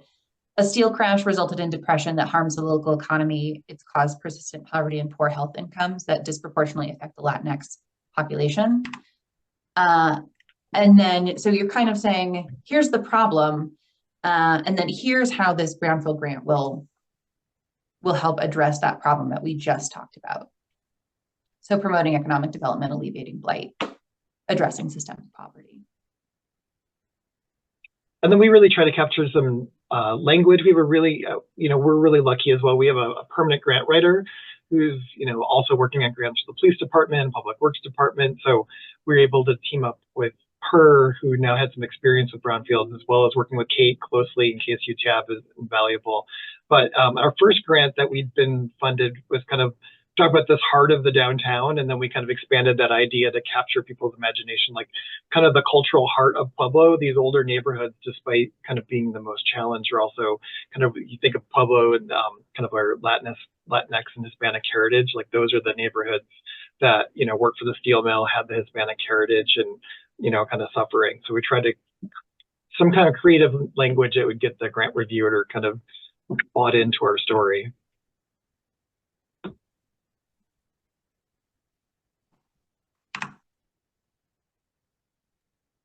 Okay. The next subsection is talking about the revitalization or the reuse of your target areas. So you've set up kind of your story, your background, why you have these brownfield challenges and why you need grant funds a little bit. Now you've identified your sites. Here's how they're impacting the community. We really need to address these. Okay, well, how are you going to address them? What is the reuse? What is the end game going to be like? Kate and Wade just touched on this. Do you have existing plans within your community where there is maybe already a vision or things that are already talked about? Oftentimes there are these plans that are hidden, or they're on a shelf and they just need dusted up. Maybe you're starting from scratch and that's okay too. But you need to have a defined reuse or at least a general idea of reuse for these particular, especially the priority sites that you identified. And then in addition to having your own plans and reuse visions, goals, how does that align with other things going on within the immediate area, within the community, within maybe the county, and maybe broader state overall? And how does addressing your specific sites fit into those overall plans? The intent behind that, again, is to EPA they want to give everybody money, right? But to make sure that they are funding sites and projects that are going to be sustainable long-term, so they don't return back to brownfields 10, 15 years down the road. This is the section where you will also talk about the benefits of converting these brownfield properties into the identified reuse and how they will benefit your community. Make sure that you are tying directly back into those affected populations that you talked about in the previous subsection by reusing, this vacant lot into a hotel. It is going to provide jobs. It's going to provide lodging. It's going to get people to stay and, increase, economics around around that immediate area. Make sure that if that's your issue, lack of jobs, lack of lodging, if you're a tourist community, that is a challenge you previously identified, and then tying in that this reuse of this particular site will go to address that challenge. When applicable, make sure to include, sustainable reuses, green infrastructure, clean energy, and climate resilient strategies. Those are big key initiatives going on right now within the administration, and so they will be really looking, the reviewers will really be looking for those. And sometimes the guidelines will say, projects that use clean energy may be viewed more favorably. So when you're reading through the guidelines, keep an eye out for mentions and things like that, and make sure that you're really addressing and tying those into your particular sites, your particular challenges, and your particular reuses. Mm-hmm.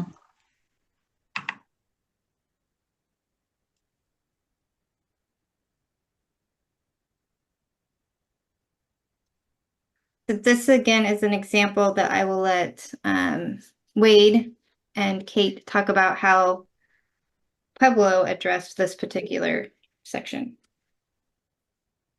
Do you want me to jump in, Kate? Sure, yeah. Yeah, I mean, this is another one we were really lucky. Our downtown, this Y zone covers our downtown as well as these other kind of predominantly residential neighborhoods that have commercial corridor that go through them. And so our downtown, we spent a lot of time doing, if you come to downtown Pueblo, it's massively changed. If you see aerial pictures in the 1980s, it looks really, really abysmal. And so the city actually did a plan. Most of what you see downtown is a result of that plan. So we made a lot of investments there. And the neighborhoods have gotten neighborhood plans as well as these historic studies, but not anywhere near the investment that downtown has made. So we had, I think, kind of a perfect mixture of, the city has prioritized. We've done planning. We realized some of, what some of the issues are, but we haven't had a lot of the funding or staff or any of the resources to kind of follow up in some of those neighborhoods like we were in kind of the downtown core, like if you were to visit downtown Pueblo. So we had older plans that we had acted on as well as newer plans that were kind of aspirational and that we were in the process of acting on. Yeah, and I didn't copy all of this section, but thought this language here about how these revitalization plans or reuse plans kind of speak to the challenges that they described in previous slides. And then just making sure that you, again, tie in on how the Brownfield grant will help you accomplish those reuse goals.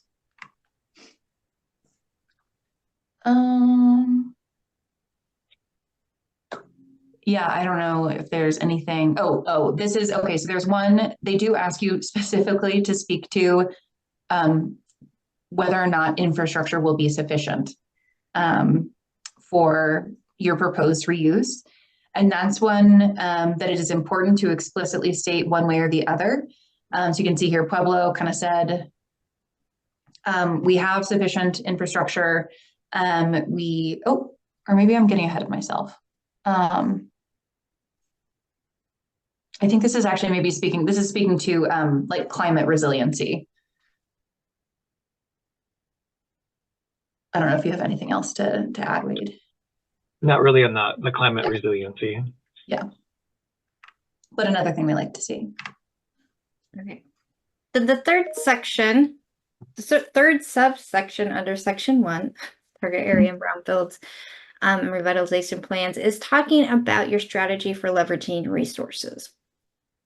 So, when the Brownfields program, first came to being, and these grants came first into being, they were really essentially seed money just to help communities, organizations, states get started, with Brownfields assessment, cleanup, leading to redevelopment. And so, again, what do you have in place? What resources do you have available or that you can tap into or you're planning to tap into that can help these projects come to fruition and be sustainable long-term?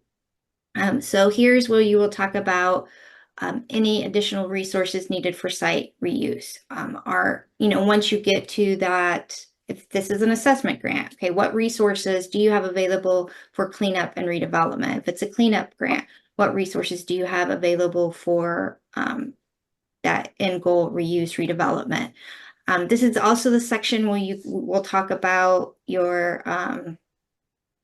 maybe some partners that you have, if they're willing to, chip in and help support, and really just leverage the grant funds to meet your end goals. So you want to be descriptive to describe additional funding opportunities to further assess, clean up, and reuse the sites. And then how are the grant funds from the particular grant that you're applying for will set you up to leverage those other resources. This could be, USDA type grants for small businesses. This could be even the other federal resources like DOT grants, RAISE grants, or I think that's what they're called now. RAISE, yeah. Yeah, CDBG grants, other funding opportunities. Do you have a private developer maybe already on board for a particular site that's ready to come in and do a development once assessment and cleanup is done? Those are the kind of things that they're looking for in this section.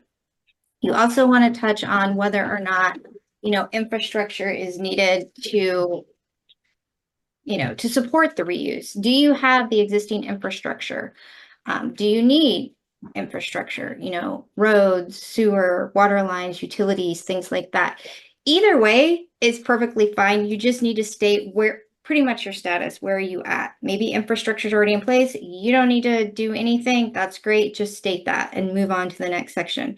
If you do need to improve or upgrade infrastructure, state that, and then make sure you include how are you going to do that? Do you have existing funds to do that? Are you going after funds to do that? Again, just to tie in and make sure that all of the grant pieces, including the Brownfields grant and other sources, will tie in together to this neat, wonderful package to meet your end goals.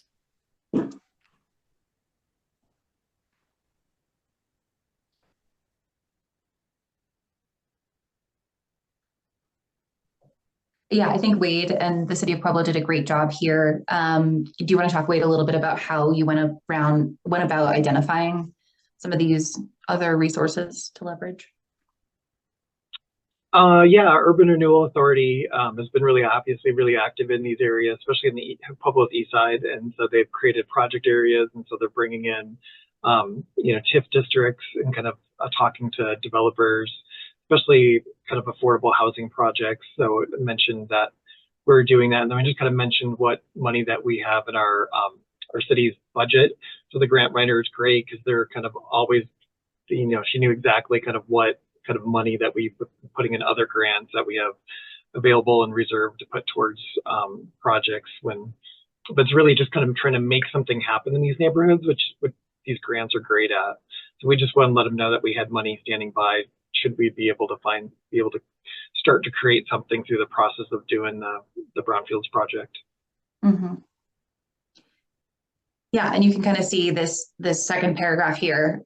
They've basically just stated explicitly, we've got infrastructure, if we need to, it has sufficient capacity to serve redevelopment. Another thing to note here is if you have made recent investments in your infrastructure, if you've just upgraded your city sewer treatment or water treatment facility, or your pipe infrastructure, say that. That's a great thing. The EPA loves to see that you've been investing in your community and that you're ready for redevelopment. So, yeah, I guess Kate, go ahead. No. Yeah, I mean, the other one too is our grant was really kind of historic preservation heavy because that was my background, but just kind of the accident of Brownfield, most of them being historic buildings at some level, and then, usually the tax credit to fix a building up usually isn't enough by itself. But if you add $1 million cleanup grant, like you start to be able to pull these funding sources together in kind of underserved neighborhoods. So I was not thinking that it was like infrastructure, but it really is like all these buildings that you're doing. If they're old enough to be vacant, large buildings, they tend to be eligible for historic status. Then you kind of like doubling down on the economic incentives that you have to get them fixed up. Mm-hmm. And that's a great thing to mention. There's studies that have been done for everyone's benefit, stating that it would take, if you were to knock down an existing building and rebuild a similar building to a LEED Silver standard, it would still take you 60 years to basically make up the energy savings that were generated by the reconstruction of a building. So, reuse of existing buildings is a great way to play into those climate and resiliency and sustainability goals that the EPA likes to see in these applications. I think the other thing too is that even though we're Pueblo and known for being very industrial, we have an industrial past, like a lot of the brownfields now, I don't know if you talked about it earlier in the presentation, are historic churches and historic schools, and they're buildings that already kind of lend themselves to to being redeveloped, but being designated, and buildings that are already situated in the community that the community already loves. It's not always, factories and smelters and things like that. Yeah. Okay, so we are now getting into community need and community engagement. This is section 2. Like section 1, there are sub-bullets, sub-sub-bullets, and sub-sub-sub-bullets. So you just need to make sure that you are going back and making sure you're responding to all of these prompts. It does sort of get a little bit of a Russian nesting doll situation, but I would encourage everyone to actually kind of go through the guidelines and create your own outline by typing them into an outline yourself. I did this as I was preparing this grant webinar, and I thought that was actually really helpful for me getting a grasp on what subsections were in the grant. So I would maybe encourage that for those of you planning to draft your applications. But basically, we're looking at the community's need for funding and the sensitive populations that are most being affected by brownfields. A lot of times you will have touched on this briefly in your section 1 narrative description, but this is really diving into the data and then getting into community engagement and talking about who's going to be involved in your project and what their roles are going to be.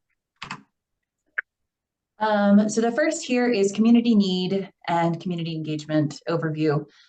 So you're really making your case as for why you need the funding, and the EPA does look a little bit more favorably upon communities that have a very evident need for funding. So ones that are more resource strapped, that have lower tax bases, that just don't have a ton of population. Those can be compelling arguments in your brownfield application, but they also provide funding to communities that are higher income and typically have larger budgets. You just need to kind of say things along the lines of like, our city budget is X amount of money, but we don't have anything allocated towards brownfields. And we really want to establish a program and start reaching out to, these sensitive populations that exist within our community, despite the fact that we're overall higher income. Another thing you can do is kind of say, we as an overall community have this level of income, but here's, this census tract data that's more specific to these communities, these brownfield sites where we're going to be spending this money. And these people have a really great need, even though it may kind of look from a higher level that there's not a financial need for grant funding here. And I would add too, if you are a community or an organization, that does have money, but maybe that money is already allocated to something else. Yeah. Perfectly fine to state that. I mean, and say that, that's fine. That's great because it's, and maybe it's already allotted for some of those infrastructure needs, improvements and things like that. So you can tie it back into even your project and your brownfield program goals. But that's okay too. If you are in one of those situations, we've seen many, I'd say, communities, organizations that may not be in a complete dire situation still get funded because they just don't have money for brownfields, but they do have resources for other things, and that's okay. Yep. Okay, so again, you're trying to make a argument that these brownfield sites are causing threats and impacting the health and welfare of sensitive populations. Again, this is one of those things where there may not be higher than normal incidence of disease or certain diseases or certain conditions, but other conditions may be higher. So it's really kind of picking your data points and making your case that's kind of most reflective of the situations in the community and what they're struggling with. And we'll dive into the community engagement in a minute. But again, there is a webinar specific to community need and community engagement if you want to dive into this deeper. We kind of covered a lot of this, but just explain why your community is unable to secure funding for brownfield activities. Again, that can be just saying things like our resources are allocated towards a sewer treatment facility upgrade, or whatever else is going on in your community. And then also, making sure that you're talking about things like job losses, unemployment rates, low tax base, poverty, all of these factors, especially that are specific to your target area. Sensitive populations, again, this is one that you can kind of tailor the data to help support your argument for your grant. So looking at things like children, pregnant women, elderly, minority, low-income communities that may be more impacted or less able to access healthcare to help address the challenges that they're facing. And most importantly, you need to talk about how these Brownfields funds will help address these health impacts for communities. And it can be things like, we're going to clean up these brownfields and it's going to improve the air quality and reduce air quality impacts. It can also be things along the lines of, we have this site, we already have a health clinic that's interested in building on this site. But it's a brownfield and it needs to get cleaned up. And so we need this funding for assessment so we can partner with this health clinic to provide resources to this community. So it can be both from a high level and kind of a more services level, how the project is going to address the reduction of threats.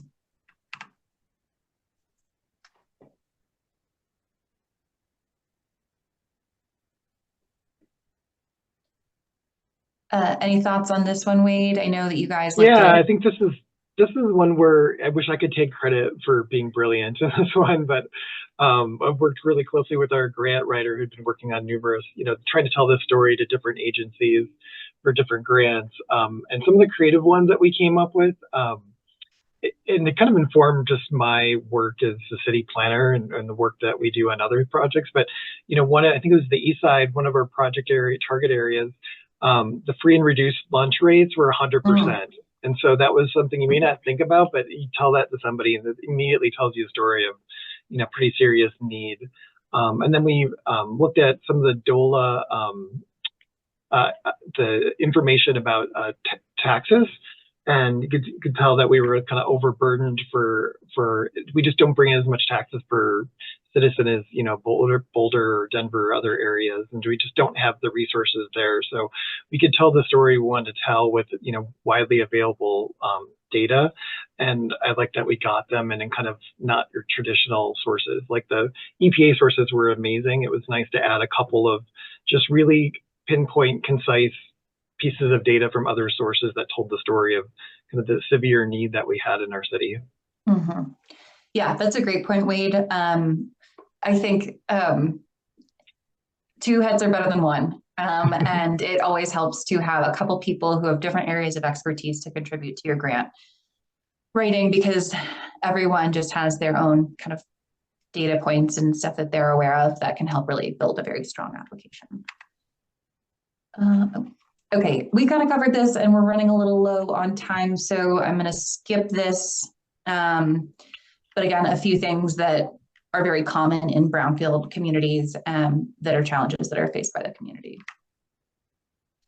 And again, making sure that you're connecting the brownfield sites to the negative health impacts. So, if there can be other factors that are contributing to health outcomes in your community, but just make sure that there is some amount of connection between the issues that you're talking with that are associated with your brownfields and the health impacts to the community.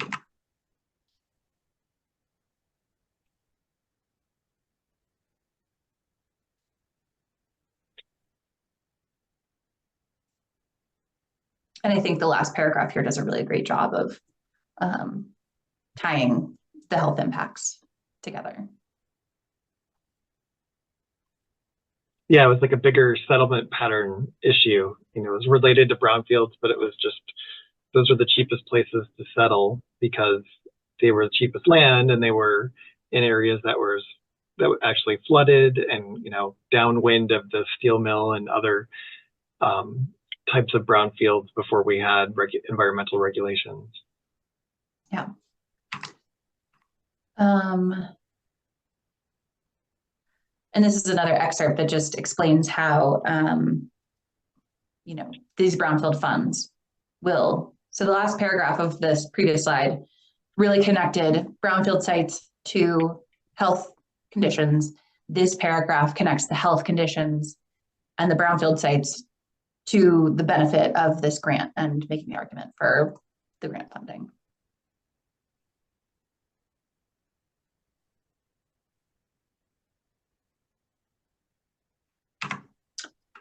Okay, greater than normal incidence of disease and adverse health conditions. So this is a great one. You can find a lot of this information on CJust and EJ screen. And again, next week we'll dive into those sources in great detail. But you can also get things, I think, Wade, you got some of this from your local health department, is that right? Yeah, both local health departments have been really active with assisting us in a lot of these efforts. So they had a lot of this because they're also working on grants all the time as well. Yeah. So just a note here that you are allowed to put charts and tables into your grant application. It can be hard to assess what is the most efficient. Is it better to describe it or to show it in a chart? I think this is a very impactful and helpful chart that just helps compare or just look at the three different target areas and just emphasize how disproportionately these communities are impacted by these issues.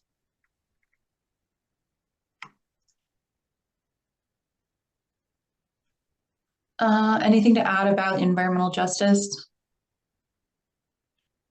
Yeah, just the bigger picture of the brownfields can play a resource that you don't have access to in most city planning departments or county planning departments is, there's a lot of money for planning in the grants. So you can, say maybe you don't know what the solution is, but engaging the community, figuring out what's contaminated, what's not.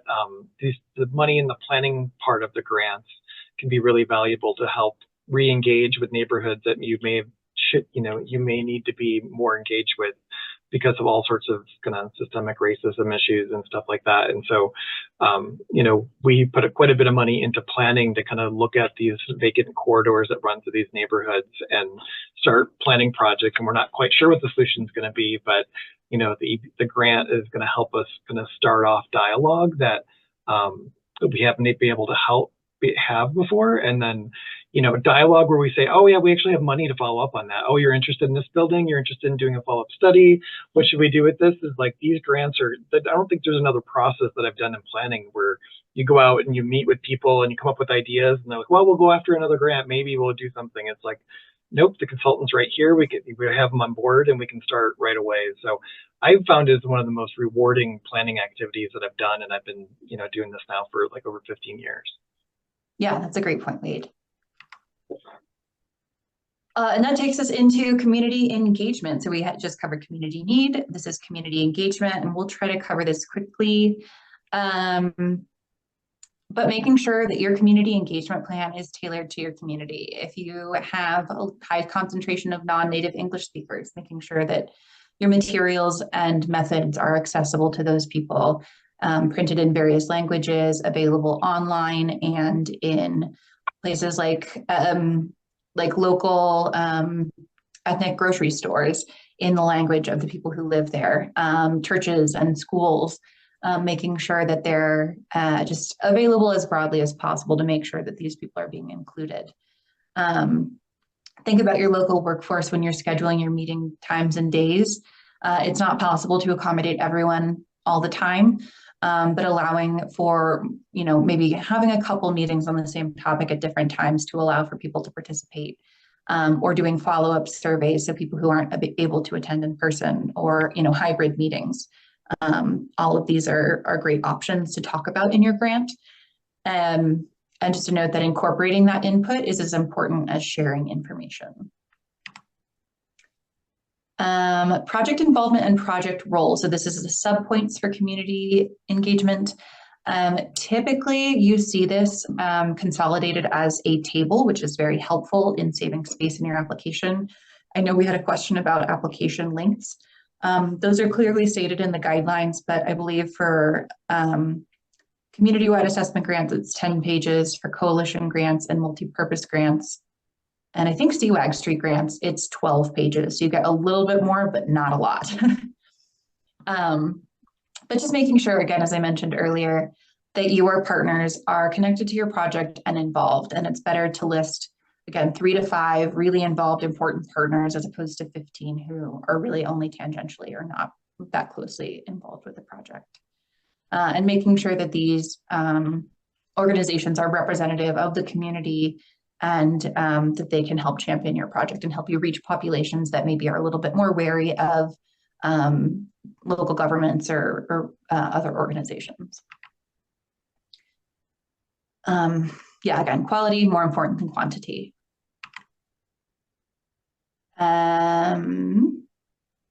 Okay, and this is actually not applicable anymore, or oh gosh, I don't remember if this is applicable, but always best to include one community-based organization. Whether or not it's required, it's always a great idea to make sure that you have somebody who's working in the community as a partner in your grant. Any thoughts on identifying partners, Wade?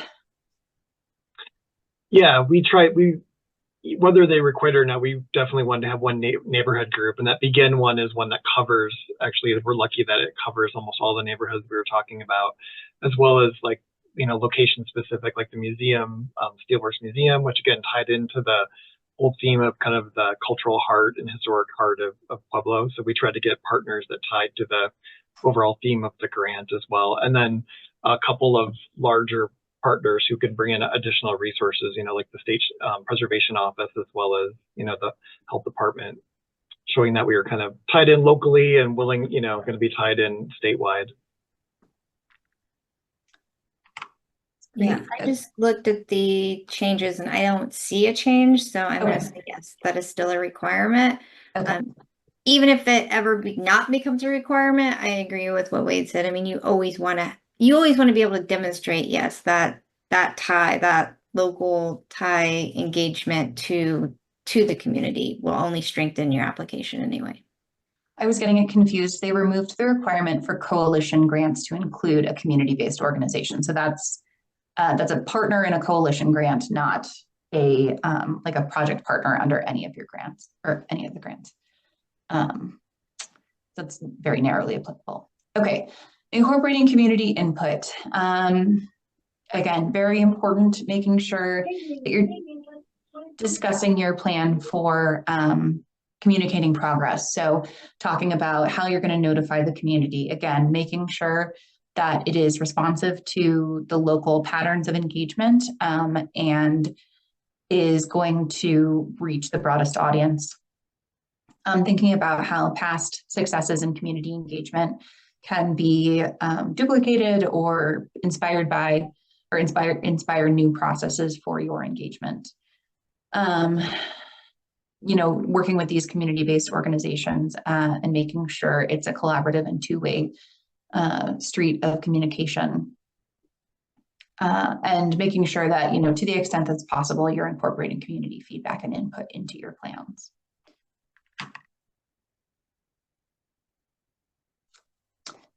Any thoughts on the specifics in Pueblo? Just really to talk to Kate and them about the Brownfields Advisory Committee. Before I managed one in Pueblo, I was a partner on one of the grants, and I didn't know what those were, why they were important. And so if you're brand new, it's a good way just to say that, you're going to reach out to these critical groups to get them on your Brownfields Advisory Committee, which is what the EPA really likes to see, this group that's meeting and that's getting the feedback. And so it was just terminology I hadn't really used in planning before this, which is really critical to these grants. So if you're brand new, you really just want to say that you're going to be inclusive and talk about who you're going to invite to the Brownfields Advisory Committee, which is going to be, almost like, this group that's meeting regularly to kind of talk about what type of projects you want to do. And then they're also your kind of your tendrils that go out in the community that help you find leads to use the money. Mm-hmm.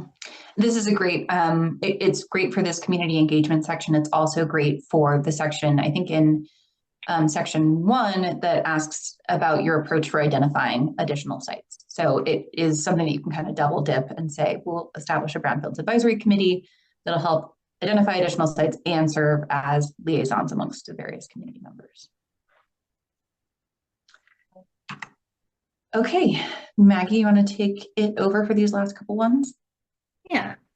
So just a few things to kind of wrap up everything that we've just thrown at you in a short amount of time is making sure that you have that consistent thread, that story throughout your narrative. And so, in the beginning, when we talked about your background and what are your challenges and how are these brownfields contributing to that challenge and how are you going to reuse them, making sure that that's consistent. This is an example of if housing is a challenge for your target area, make sure you keep that through. So you have a lack of business opportunities, job loss, a shattered economy. I mean, that's part of your background that leads to your target area. You've identified sites that are posing those challenges. You have health and environmental impacts from lack of housing. People don't have anywhere to live or things like that. So you chose a priority site because it would be great for housing. And by your reuse plan, your revitalization plan then is providing housing, reduces the health impacts, and improves economic conditions moving forward. So that's just how you want to tie all those things together. Yeah, here's just some other examples, and that, housing is a priority because it's been documented in X plan, again, tying back to those regional and local plans.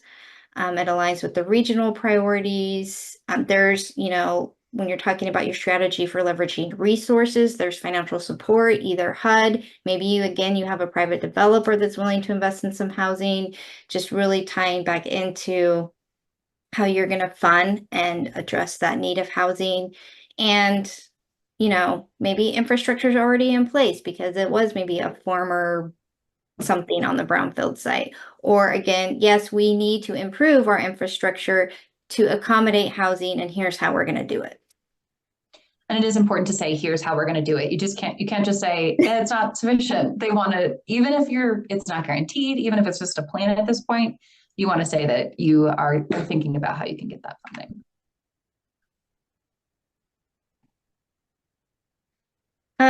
And then again, you're really writing to that third reviewer that knows nothing about brownfields, nothing about you, nothing about your community, and keeping in mind these key factors. So what is your community really about? How is that unique to you, and how are addressing these brownfield sites going to improve and just further enhance your character and your community and the residents that live in your community.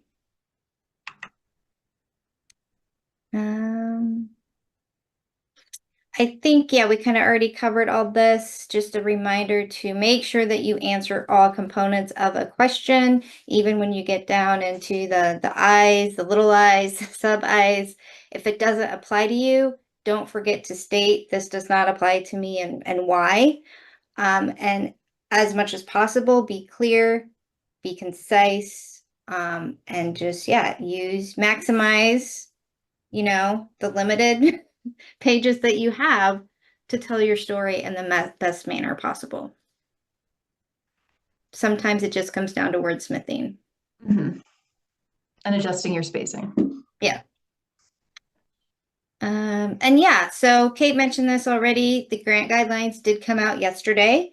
And so there's a link there in these slides. You can go there. US EPA has the guidelines, has FAQs and some other resources. We too are currently in the process of uploading all these resources on our website. So whether you visit EPA's or ksutab.org under resources, you'll be able to access all the information. EPA is hosting 2 grant application webinars. The first one is September 19th, and it'll go over the assessment grants, the community-wide the coalition and the community-wide for states and tribes. And then on September 24th, they will be having a webinar to go over the RLF and cleanup grants. And I believe both of those, you don't have to register. You can just log into Zoom when you're ready. And I think both of those start at noon, That's a good question. I believe. We'll look that up. We can put it in the chat after the. Yeah, they start at noon Eastern. So that would be 10, right? Yes. 10 Mountain, yeah. 10 Mountain Time. We're currently working on our Tabby Z updates. Hope to have all those updated and complete by the 18th. We also are revamping our helpful hints this year. So if anybody is familiar with Tabby Z or our helpful hint resources, you know that in the past they've kind of been all thrown at you at once. We are reformatting, reconfiguring them to make them even a little bit more helpful. And KSU Tab is available to do your grant reviews. Now, if you're an unsuccessful applicant and you're thinking of reapplying, we can do a review now of your past application and just provide some key pointers for maybe how to improve. And then we could do a second review later on when you have a draft complete. If you're a new applicant and you have questions or even want to talk maybe a little bit about strategy, we can do that too. We're here to help. So, and again, EPA can only ask eligibility or answer eligibility questions. So reach out to us, to Kate, myself. We have a good team internally as well as some of our external partners that we can connect you with and get you on the right track. Maggie, we're accepting those until 12 p.m. on Friday, November 8th. Can we assume that's just local time? Yeah, it can be local time. Okay. Yeah. So whatever time zone you're in, it's 12 p.m. Yep. And then, Kate, you want to take that one? Go ahead. Okay, so a few updates that did come out in this year's grant competition. They have updated their definitions for environmental justice, climate adaptation, climate change mitigation. So make sure you should always read the guidelines in their entirety, but definitely check out these because they're changes. This year, which I actually kind of like, is applicants being able to provide a URL for their organization on their narrative pages. And I think it says it won't really go towards the criteria, but maybe this will go to that third-party reviewer that knows nothing. Maybe they're trying to help, address some of those subjectivity review comments. And applicants can now include a map of their target area as a one-page attachment. Now, again, this map, you don't want to include any relevant or important text to address the criteria because the map will not be used to evaluate against any criteria. My guess is, I think, yeah, it's just, again, this helpful of a visual for reviewers to, put some context to what they're reading, which I think is great. This is requested by applicants every year, so I'm really glad to see the EPA is listening and is allowing that to happen. I would say a picture's worth 1,000 words, but make sure you're still describing your target area as concisely and as clearly as possible, just in case they decide they don't want to look at it. When a note, it does not count against your total page limit. But again, as Maggie said, don't include any other information other than your map. If you are selected to receive an award, you can get reimbursement for eligible costs 90 days prior to that award. So if that is something that you are thinking about, make sure that you include that as part of your budget narrative and what you are talking about. I'm trying to think of an example, a recent example. Maybe 2 years ago, we assisted an applicant with the cleanup grant, Buena Vista, Colorado, and they had a very, very short window to do some asbestos abatement in a gym before school started. And so they included pre-award costs for doing some stuff in the summer, but they included it in their application and got that all, as part of that. So once they were notified of award, they were able to go ahead and start implementing before their award was actually in place. So that's something just to keep in the back of your mind. The other factor criteria for population size has increased from 10 to 15,000. And something about the other factors we haven't touched on yet, I think I did a little bit, but the other factors are not, they're not part of the grant criteria. The other factors come into play post scoring, so post review.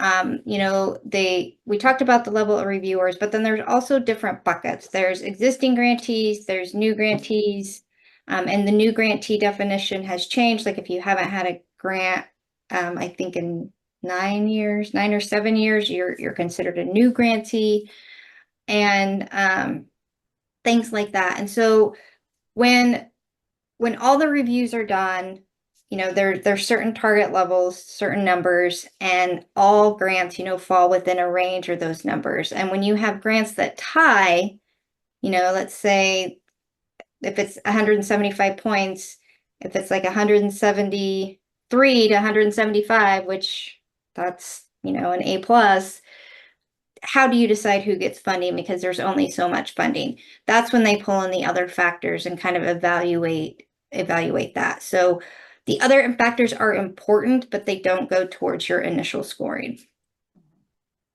A reminder, if you're applying for a coalition grant, that at least one of the non-lead members must never have received a Brownfield grant before. They did remove the community-based organization requirement from the coalition grant, but they are still requiring that at least one non-lead member has never received a grant. They're just wanting to try to, get more money out there to, the, I guess underserved, as far as brownfields go, those kind of underserved areas and communities.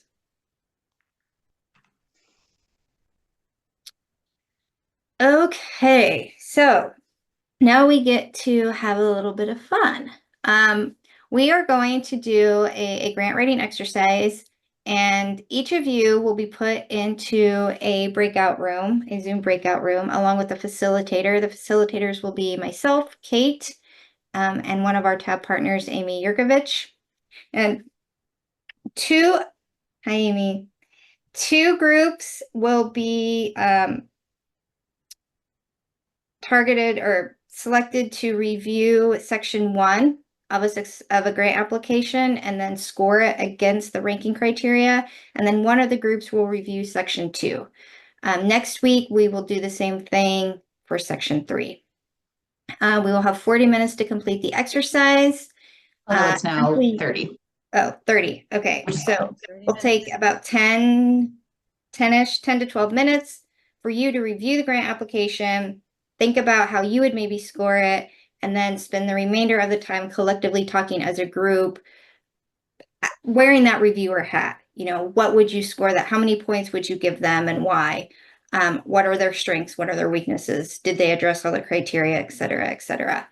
And then we will come back together as a group as a whole into this larger room and report out from each of the individual groups. Yeah, and I'll just add, we have a little bit less time than originally expected, which I think is okay. So I would say, start at section 1A and work as a group as far down as you can get, but don't feel, no one's actually getting graded on this. This is just for your benefit. So if you don't get all the way through the section, then there's no penalties. But I think we're ready to be broken out. Okay, how did everyone's breakout sessions go? Thumbs up, thumbs down.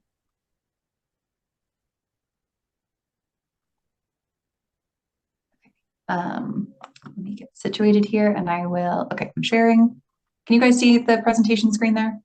Yep. Okay, cool.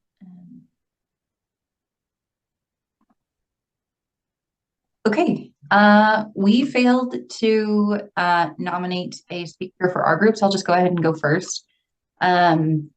But we reviewed just section 1A and 1B of section 1. We didn't get to the need for revitalization, but overall gave their section 1A, I think, agreed on like a 4.5 out of 5.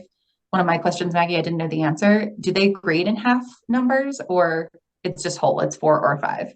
Okay. And then I would say we gave the priority site section an 8 or 9. What was your reasoning? So I'll just chime in unless Kermit or well, Colleen, who else did we have? We had Carrie. Oh, and I think we lost our other one. Wants to chime in. We did the same. We ended up giving them 5 for 1A. Their overview of the target area. We thought they did a really good job using block census data, adding data from CGEST, tying already into their master plan, so you know up front that that's why they chose it. So that, yeah, all 5 points. And then for their priority sites, we gave them an 8 because we thought that they could have maybe done or included just one sentence or a few words of really why they're priorities. I mean, it's pretty, I guess, clear. I mean, and they did a great job describing the issues and the contaminants and the health impacts, but we thought they could have done a little better job of the why. Yeah, I think that was something that our group also identified. I do think they did a really good job for the first site, the Hotel Quality Inn. Yeah. They said, there's been redevelopment interest, but it's this brownfields issue that's holding it back. And I think they did a good job for that one, but maybe less of a good job for the subsequent priority sites. And I think our criticisms of the first section were really based on the fact it was quite long, which is maybe a little bit longer than advisable, but I think they also used their space well and put a lot of very valuable information up front and set the stage really well. I thought they maybe could have done a little bit of a better job drawing the connection between brownfield sites, and they were talking about crime in an adjacent residential neighborhood. And we all know that these are interrelated issues, but I think they could have done a little bit of a better job kind of drawing the connection between those. Anything else to add from our group?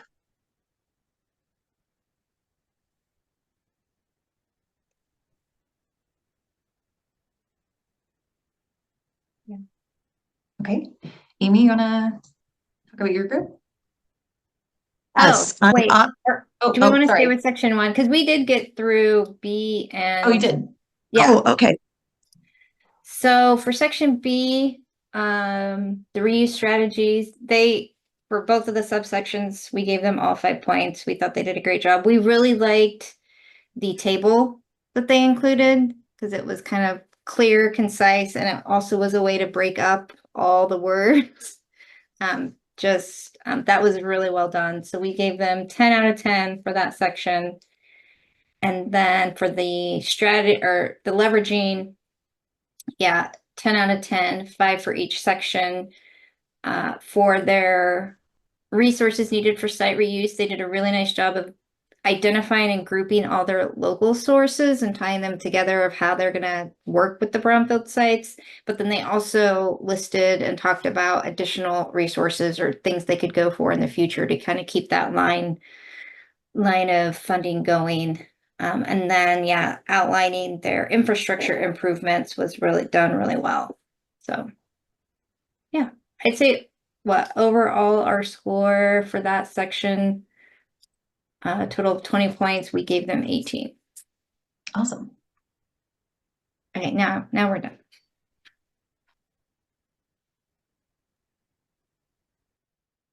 You ready? Yeah.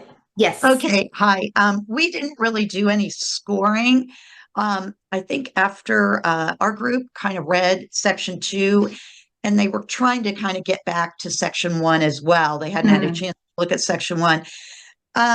I got, it was a little bit of disappointment overall in the group as far as how they handled section 2, and they were kind of comparing it. I know I came on late, so I'm looking to Maggie and Kate, but the Pueblo grant, they didn't think they did as good a job as far as how they, in the narrative for section 2, they covered it.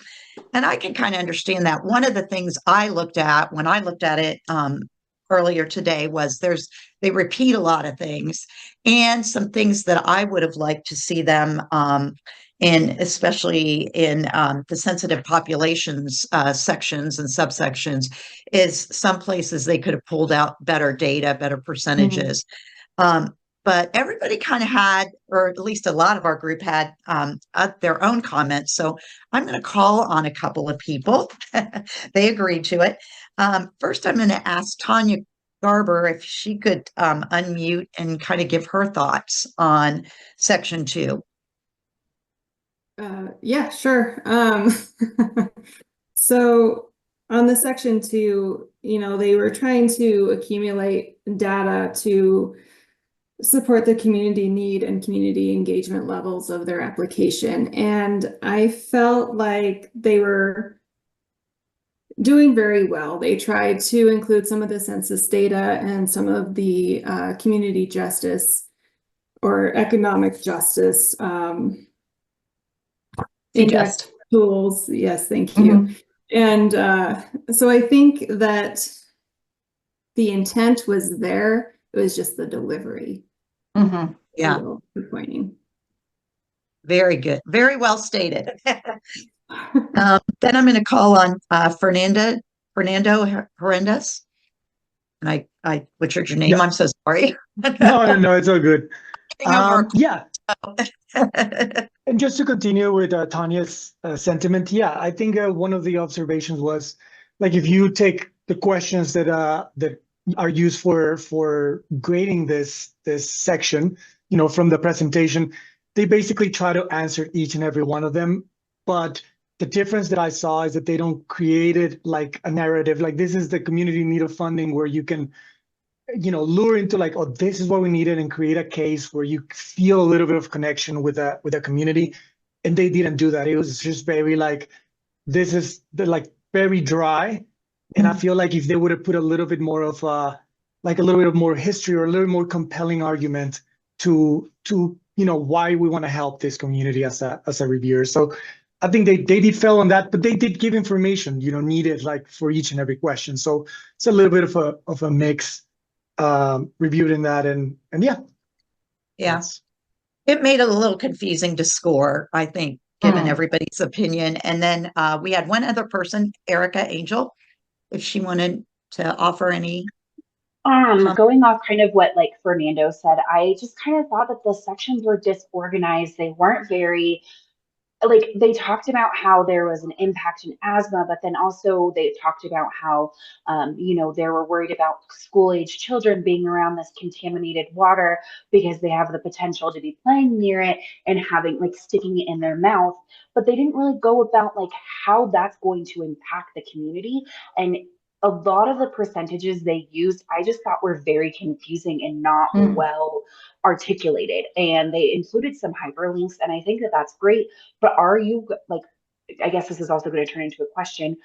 When we submit these grant applications, are you looking at those hyperlinks, or is that something that shouldn't be included in the grant?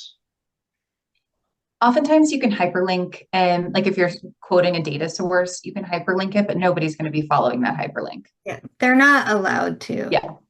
Oh, that's right. They aren't. Yeah. I had thought, because I was telling them they might look at it if they have a question, but they actually are not allowed to look at them anymore, are they? So that's good to know. Thanks. Yeah.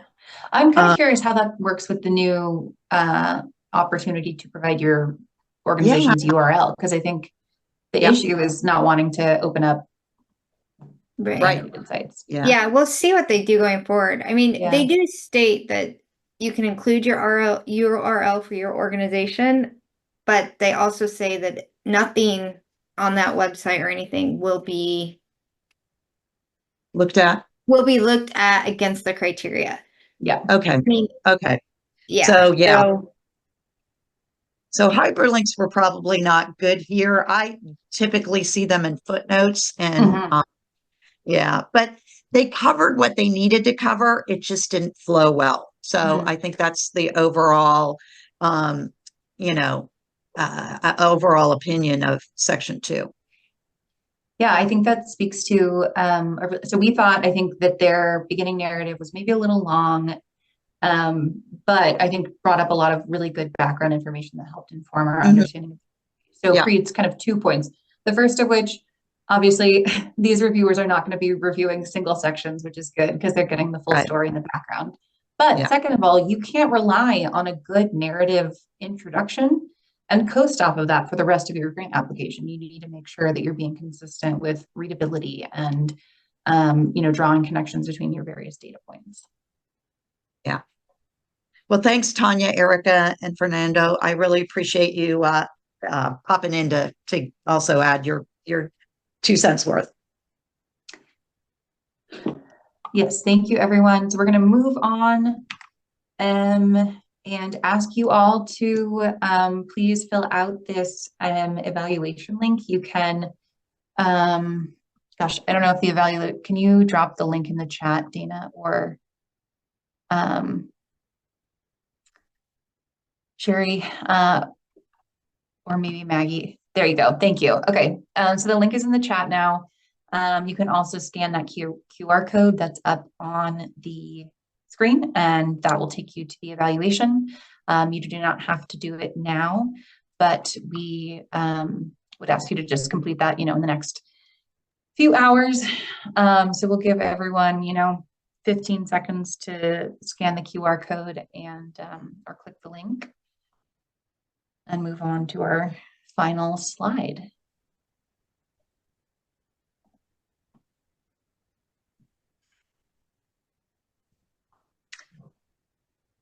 Okay, so here is our contact information. I will drop my email in the chat. So you can just copy and paste that and follow up if you have any questions. Maggie can do the same. And then if you would like to reach out to Wade, his email is wbroadhead@. And in the last minute that we do have, does anybody have thank you. a question that came up or something that maybe wasn't addressed? We know it's a lot of information packed in. But if anybody does have a question, feel free to. I think you all can unmute yourselves now. I know you guys are going to do the second part of this, Maggie and Kate, on the 11th. Yep. And my recommendation, you might want to just send out an email a day before to have folks take a look at section 1 and just read through it, because we found with our the ones we've done in Region 5, that does help, particularly if you're looking at a section that comes after one. You're kind of like, it makes it disjointed. So just reading, looking over section 1, then maybe the night before or right before the webinar would be helpful. It's a great suggestion. Thank you, Amy.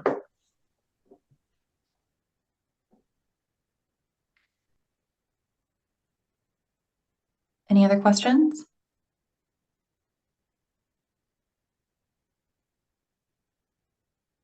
Comments? Okay, so with that, we will end for today and look forward to seeing you next week to talk about data and a few other resources, and then sections 3 and 4 of the grant. If you have any questions, please feel free to reach out and we will be in touch. Happy grant writing. Bye, everyone. Thank you.